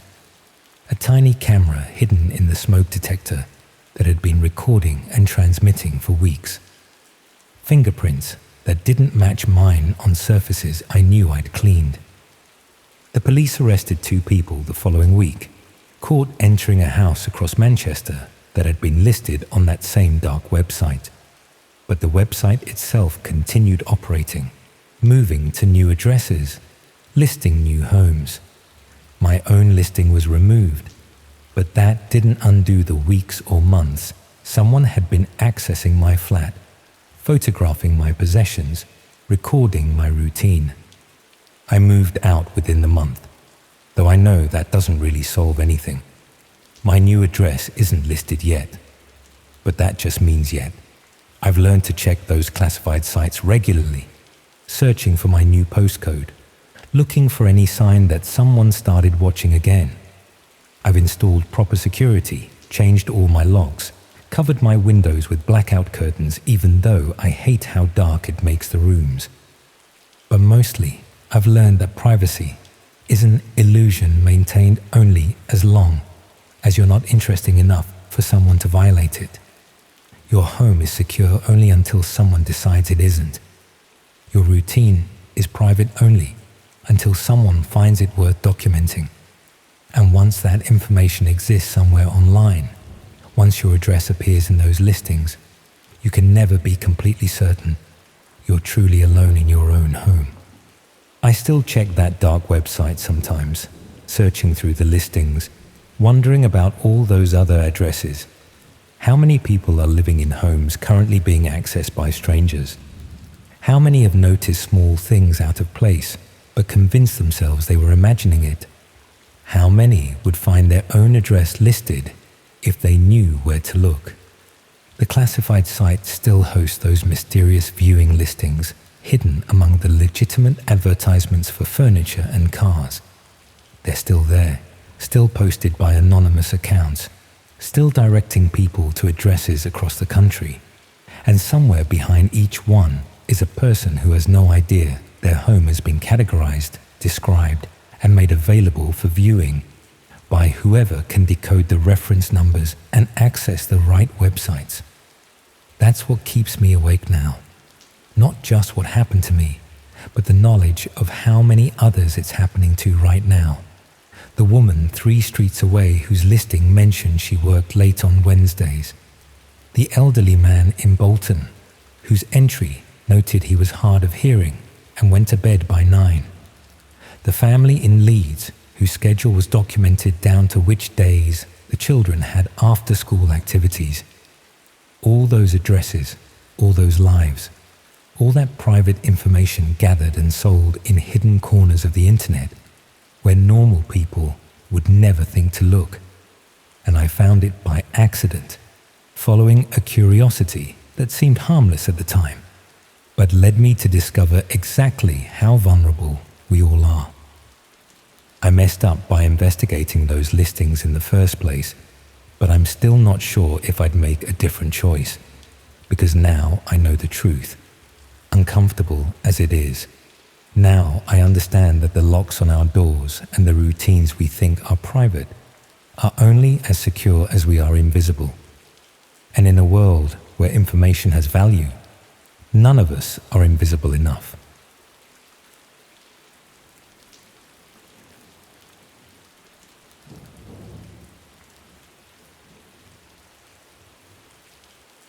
It's funny how sometimes a single scene in a terrible film can completely destroy your life. I was 16, sprawled across Chloe's bedroom floor during one of our regular Friday night sleepovers, half watching some forgettable thriller she'd found on Netflix. We were painting our nails and complaining about college drama when this one scene came on. The protagonist accidentally accessing a live stream where someone was being tortured. Real torture, not movie violence. The camera lingered on the victim's face for what felt like ages, whilst anonymous viewers typed commands in a chat box beside the video. Chloe made some joke about how unrealistic it was, but I couldn't stop thinking about that terrified expression, about whether places like that actually existed. The next Monday at college, I found myself asking our media studies teacher about it during lunch break. Mr. Henderson was one of those lecturers who actually seemed to know about real-world technology, not just textbook theory. When I mentioned the film and asked whether such things actually existed, his expression changed completely. He told me to forget about it, that curiosity about certain corners of the internet could lead to serious trouble. That response only made me more interested. I'd always been the type to pick at loose threads until the whole thing unraveled. When I was younger, it was taking apart radios and mobile phones to see how they worked. As I got older, it became researching topics that other people seemed reluctant to discuss. The dark web fell into that category perfectly, something adults whispered about but never properly explained. My research started innocently enough. I spent hours reading articles about online privacy, digital anonymity, and the history of encrypted networks. Most sources treated the subject academically, discussing the legitimate uses for secure browsing and the importance of protecting digital freedom. But buried within these discussions were casual references to more sinister applications. The technical setup was surprisingly straightforward. Within a week of starting my research, I'd managed to access the hidden networks that everyone talked about, but few seemed to have actually visited. My parents worked long hours. Mum as a nurse at Queen's Medical Centre, Dad managing a small engineering firm, so I had plenty of unsupervised time at home to explore. Initially, the dark web was disappointing. Most sites looked amateurish, with basic layouts and minimal content. I found forums discussing digital privacy, marketplaces selling questionable goods, and endless political discussions. Nothing particularly shocking or dangerous, just people who preferred anonymity for their online activities. But I kept digging deeper. The first hint of something more serious came through a forum dedicated to extreme content. Users discussed videos and streams that weren't available through conventional platforms, sharing links and recommendations for increasingly disturbing material. The conversations were coded, using euphemisms and references that took me weeks to decode.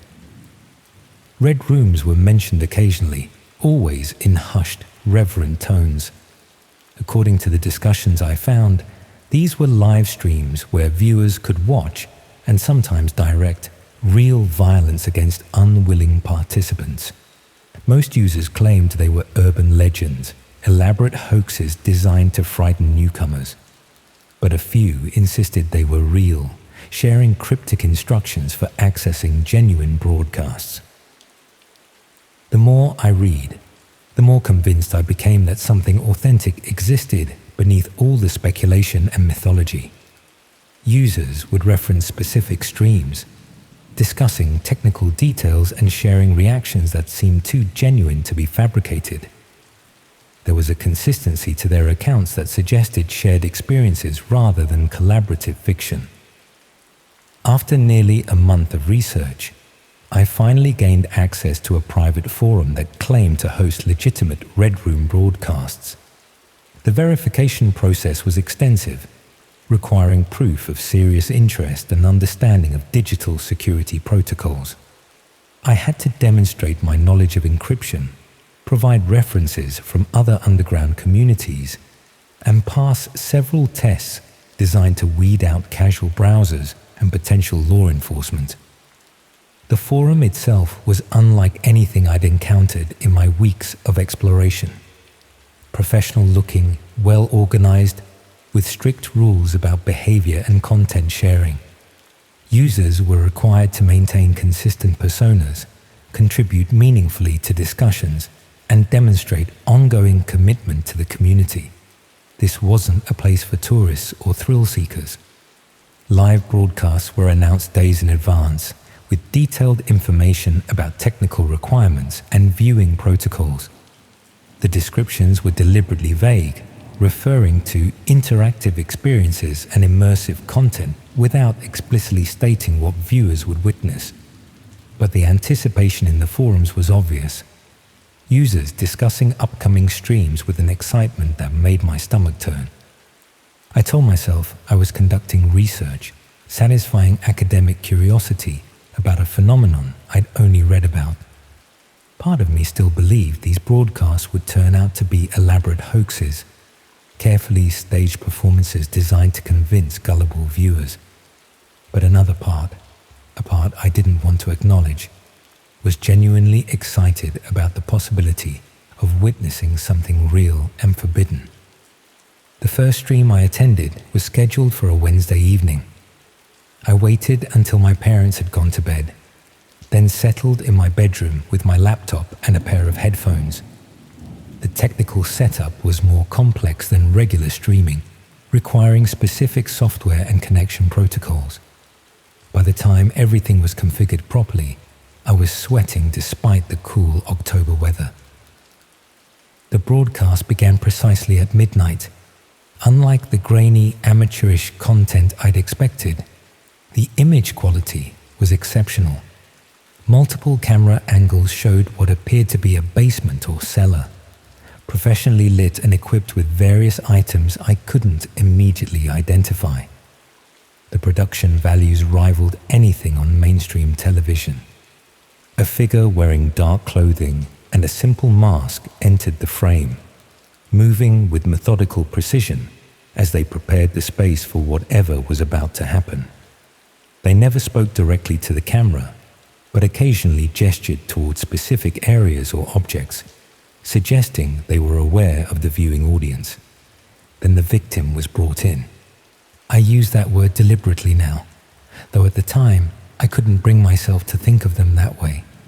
They appeared confused, disoriented, looking around the space as if trying to understand their situation.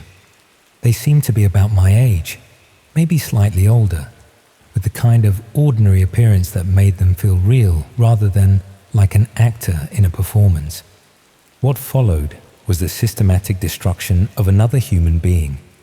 Not quickly, not mercifully, but slowly and deliberately, with clear attention to the viewing audience's presumed preferences. The masked figure would occasionally pause to check messages from viewers, sometimes adjusting their approach based on suggestions or requests. I should have stopped watching immediately, should have closed the laptop and tried to forget what I'd seen. Instead, I found myself transfixed, unable to look away from something I knew was fundamentally wrong. The professional presentation, the interactive elements, the victim's genuine terror, everything confirmed that this wasn't a performance or simulation. The stream continued for nearly 3 hours. By the end, I was physically sick and shaking uncontrollably. The person who had entered the frame confused and frightened was no longer moving. The masked figure began methodically cleaning the space, removing evidence of what had occurred with the same professional efficiency they'd shown throughout. In the final minutes, the figure addressed the camera directly. Though their voice was digitally altered, they thanked viewers for their participation and announced that the next live broadcast was already being planned. They mentioned that premium subscribers would receive access to archived content and special interactive features. The stream ended abruptly, leaving me staring at a blank screen in my darkened bedroom. Outside, I could hear the familiar sounds of my neighborhood. Cars passing, a dog barking, the hum of street lights, normal sounds from a normal Tuesday night in a normal suburb. But nothing felt normal anymore. I didn't attend college the next day, or the day after that. When I finally returned, everything seemed different. Conversations with friends felt hollow and meaningless. Lessons about media literacy and digital citizenship took on sinister new meanings. I found myself studying my classmates and teachers, wondering what darkness might lurk beneath their ordinary facades. The forum sent me several messages over the following weeks, automated notifications about upcoming streams, invitations to participate in community discussions, offers to upgrade my membership status for access to exclusive content. I ignored them all, but I never deleted my account or blocked the communications. That was 6 months ago. I've tried to move on, focus on my A-levels, think about university applications. I changed my browsing habits, deleted software I'd installed, even convinced my parents to upgrade our home internet security. I told myself these were practical precautions, unrelated to what I'd witnessed online. But the images haven't faded. If anything, they've become more vivid over time. Not just the violence, though that was horrific enough, but the realization of my own complicity. The knowledge that I'd sat through the entire broadcast without attempting to help or intervene. I've started noticing things around Nottingham that I hadn't seen before. Vans parked in residential areas with tinted windows and multiple aerials. People who seem to be observing rather than simply passing through. Buildings with more security cameras than their apparent purpose would justify. Probably just paranoia, the result of knowing what kinds of activities are hidden beneath the surface of normal life. Last week, I received a package at our house. No return address, just my name written in careful block letters. Inside was a small webcam and a handwritten note with a local address. The note simply said, "Ready for the next level. Thursday 11 p.m. I threw the camera in my bedroom bin immediately, but I memorized the address before disposing of the note. The location is in one of the industrial areas near the canal, somewhere I'd never had reason to visit. I looked it up online. It's registered as storage units, the kind of place people rent when they need extra space for furniture or business equipment. Nothing suspicious about it, At least, not on the surface. I keep telling myself I won't go, that I'll ignore the invitation and focus on my coursework, my university applications, my plans for a normal future. But Thursday is tomorrow night, and I know exactly how to get to that address on the night buses. The webcam is back on my desk now. I retrieved it from the bin this morning, telling myself I just wanted to examine it more closely. It's a high-quality device, the kind that would produce professional-looking footage in the right lighting conditions. I haven't decided anything yet, but I know that something fundamental changed the night I watched that stream. The boundaries I thought were permanent turned out to be more flexible than I'd imagined. And once you cross certain lines, even as an observer, it becomes increasingly difficult to remember why those boundaries existed in the first place. My parents are working late tomorrow. Mum has a night shift. Dad has some crisis at the engineering firm. The house will be empty from about 7 o'clock onwards. Plenty of time to travel across the city and back without anyone noticing my absence. The worst part isn't the fear of what might happen if I go. It's the growing certainty that I want to find out what comes next. That the viewer I was 6 months ago isn't satisfied with watching anymore. Thursday night is 12 hours away.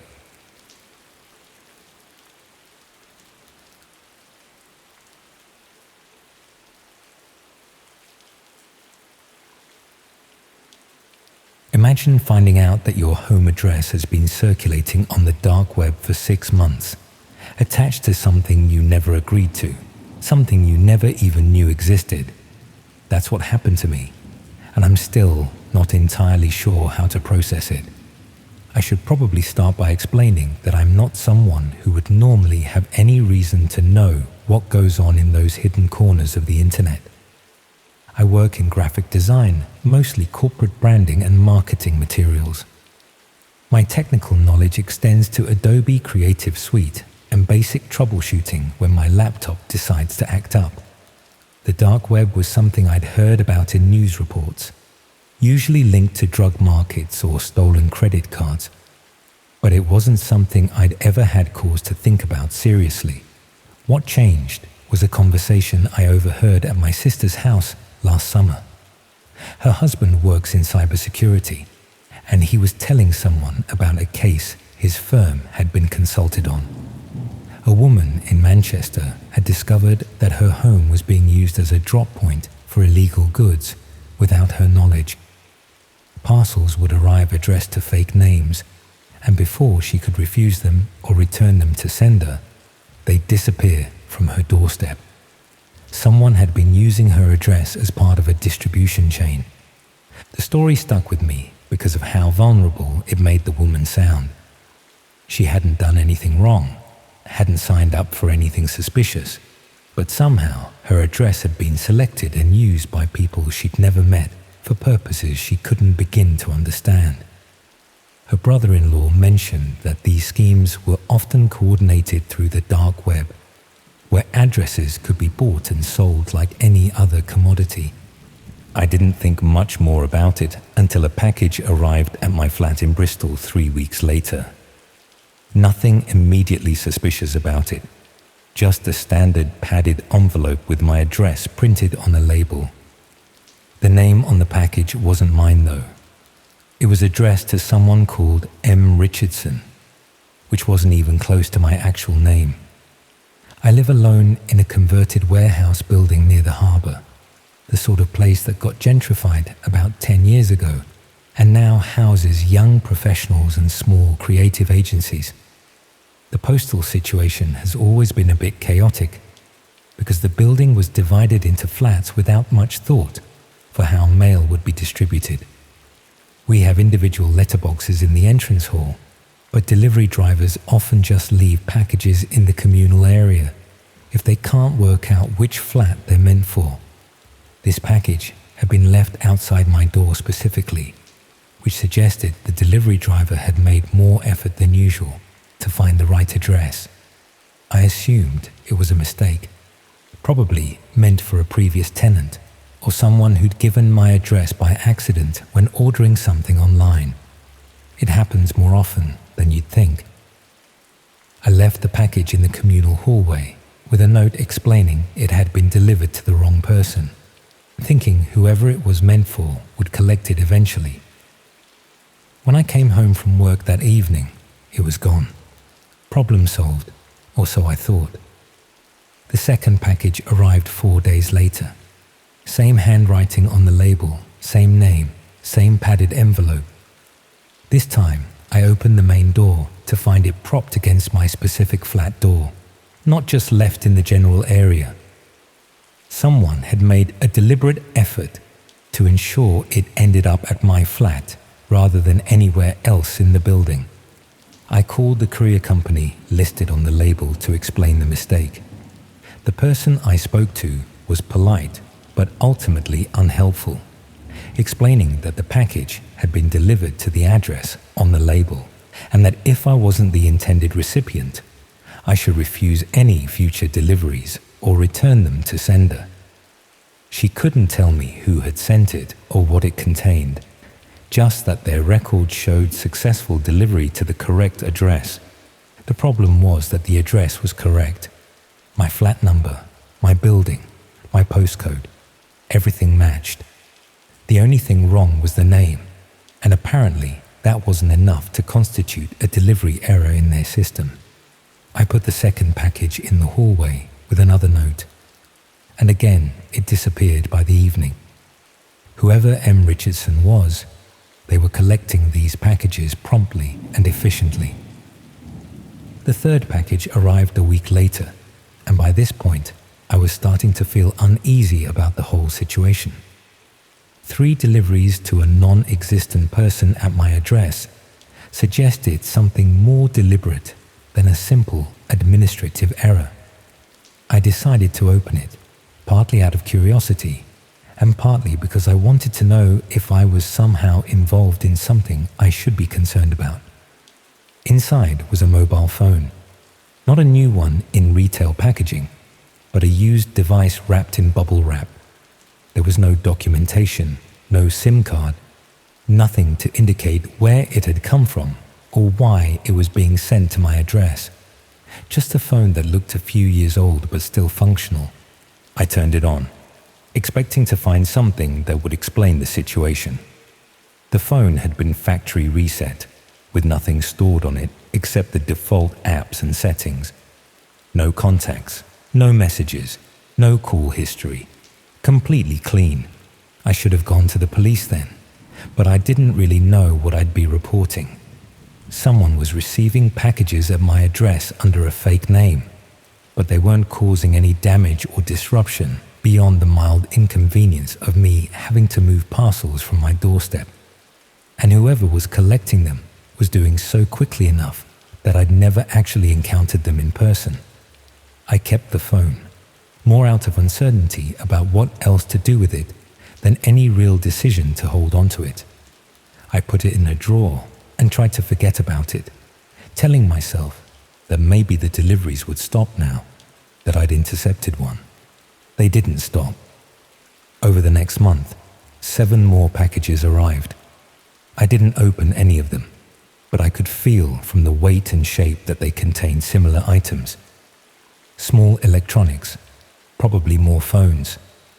Each one disappeared from the hallway within hours of delivery, collected by the mysterious M. Richardson, who somehow had access to my building. I started paying more attention to the other residents, wondering if one of them was behind the scheme. The building housed around 30 people, most of whom I recognized by sight, but didn't really know. Any of them could have been using my address as a convenient collection point, secure in the knowledge that I'd leave the packages accessible rather than refusing them outright. The paranoia crept in gradually. I found myself studying my neighbors in the hallway, trying to detect any sign of guilt or recognition when they saw me. I started varying my routine, coming home at different times to see if I could catch whoever was collecting the packages.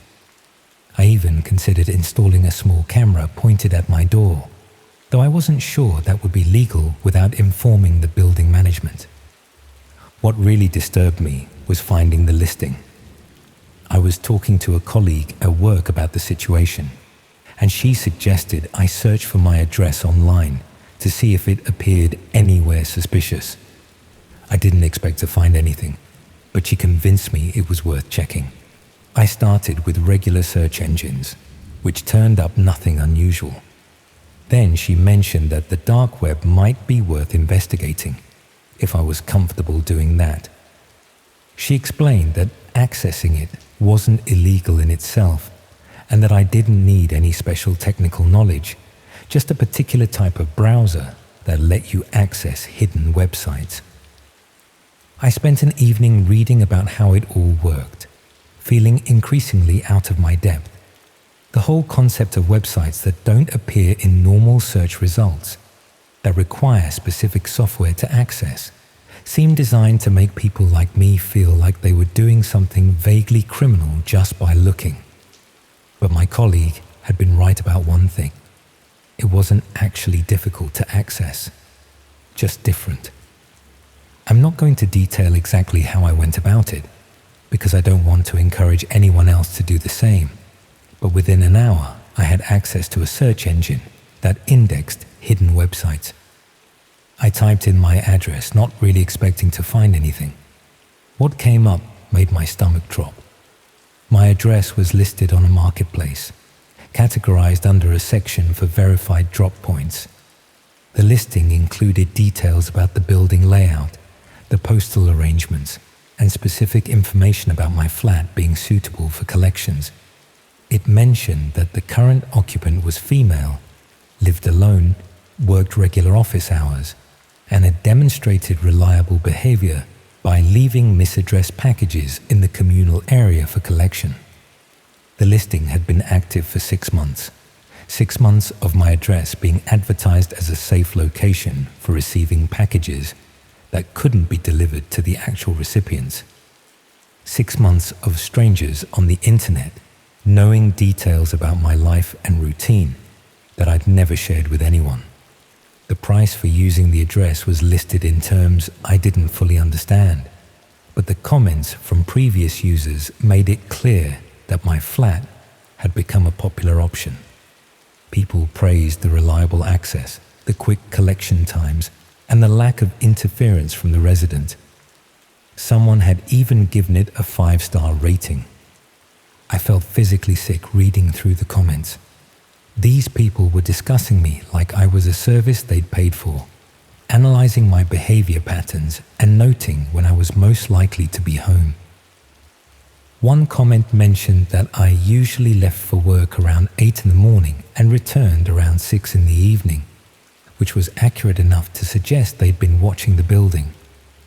Another comment noted that I sometimes went away for weekends, making those times particularly convenient for larger deliveries that might need more time for collection. The level of observation was deeply unsettling.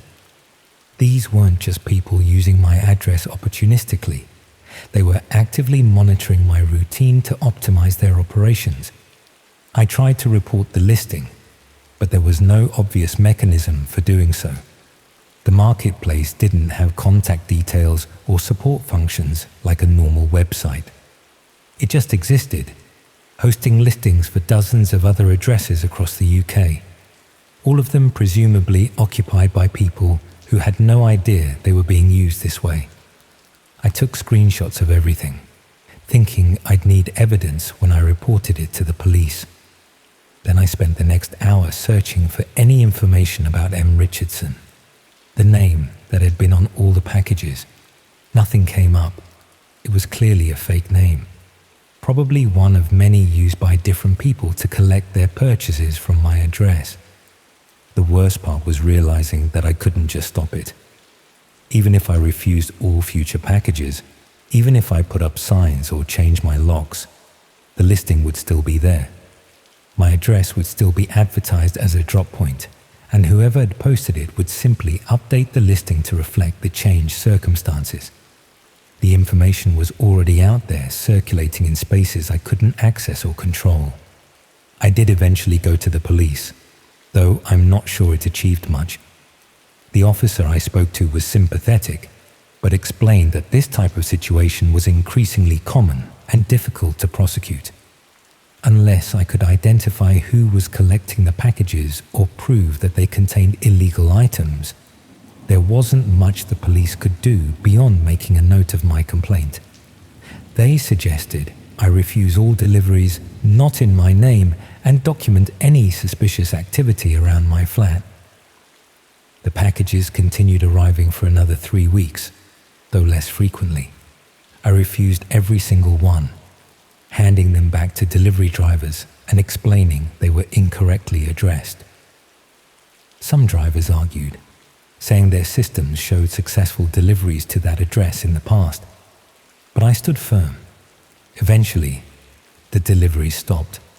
I checked the dark web listing a month later and found that my address had been marked as compromised, with a warning to users that the resident was now aware and refusing packages. The listing was still active though, still available for anyone who thought they could find a way around the new difficulties. I moved out of that flat 2 months ago. I know that probably seems like an overreaction, and maybe it was, but I couldn't shake the feeling of being watched and used by people I'd never see or identify. Every delivery to my door made me anxious. Every stranger in the hallway looked suspicious. I couldn't live like that.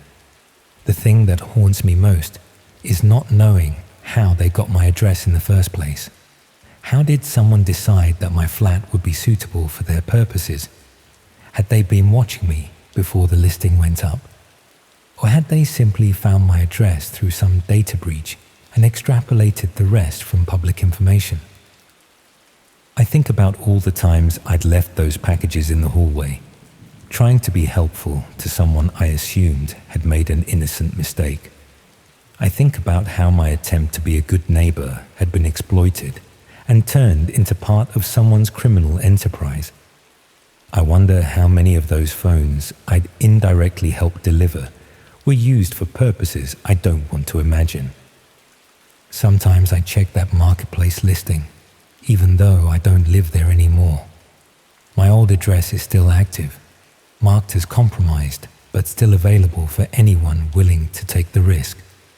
The new tenant probably has no idea what they've moved into, no idea that their home is listed on the dark web as a verified drop point for illegal deliveries. I thought about contacting them to warn them, but how do you explain something like that without sounding completely paranoid? How do you tell a stranger that their address is being traded on hidden websites by criminals who've been observing the building for months? Instead, I've done nothing, and that guilt sits with me every day.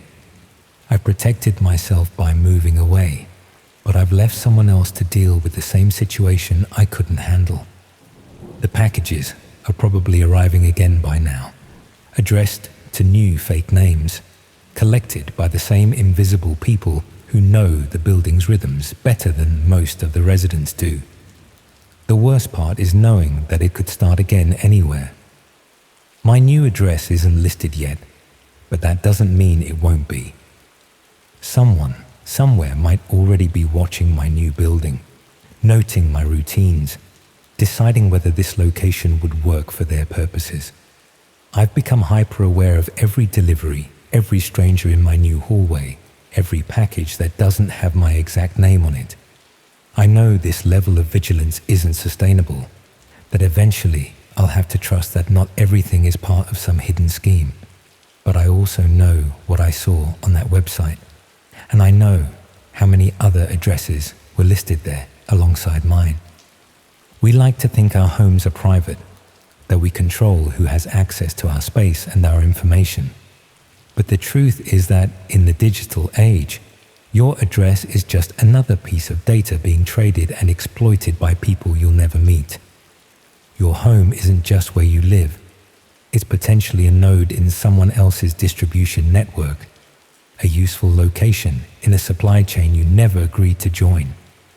I still have that first phone I intercepted, the one I should have given to the police but never did. Sometimes I turn it on, half expecting it to contain some message or clue about who was using my address and why. It never does. It's just a blank phone, factory reset and anonymous, exactly like the dozens of others that passed through my hallway during those months. But I keep it anyway, a reminder that the world operates on levels I barely understand, that my attempt to be helpful and trusting was exploited by people who saw me as nothing more than a convenient address. A reminder that sometimes the most frightening things are the ones you never see coming. The violations that happen in plain sight while you're just trying to live your life. My address is still out there, somewhere in the hidden corners of the internet, marked and categorized and available for use. And there's nothing I can do about it except hope that whoever lives there now is more suspicious than I was, less willing to leave packages in the hallway for collection, more aware that sometimes a simple delivery error is actually something much darker.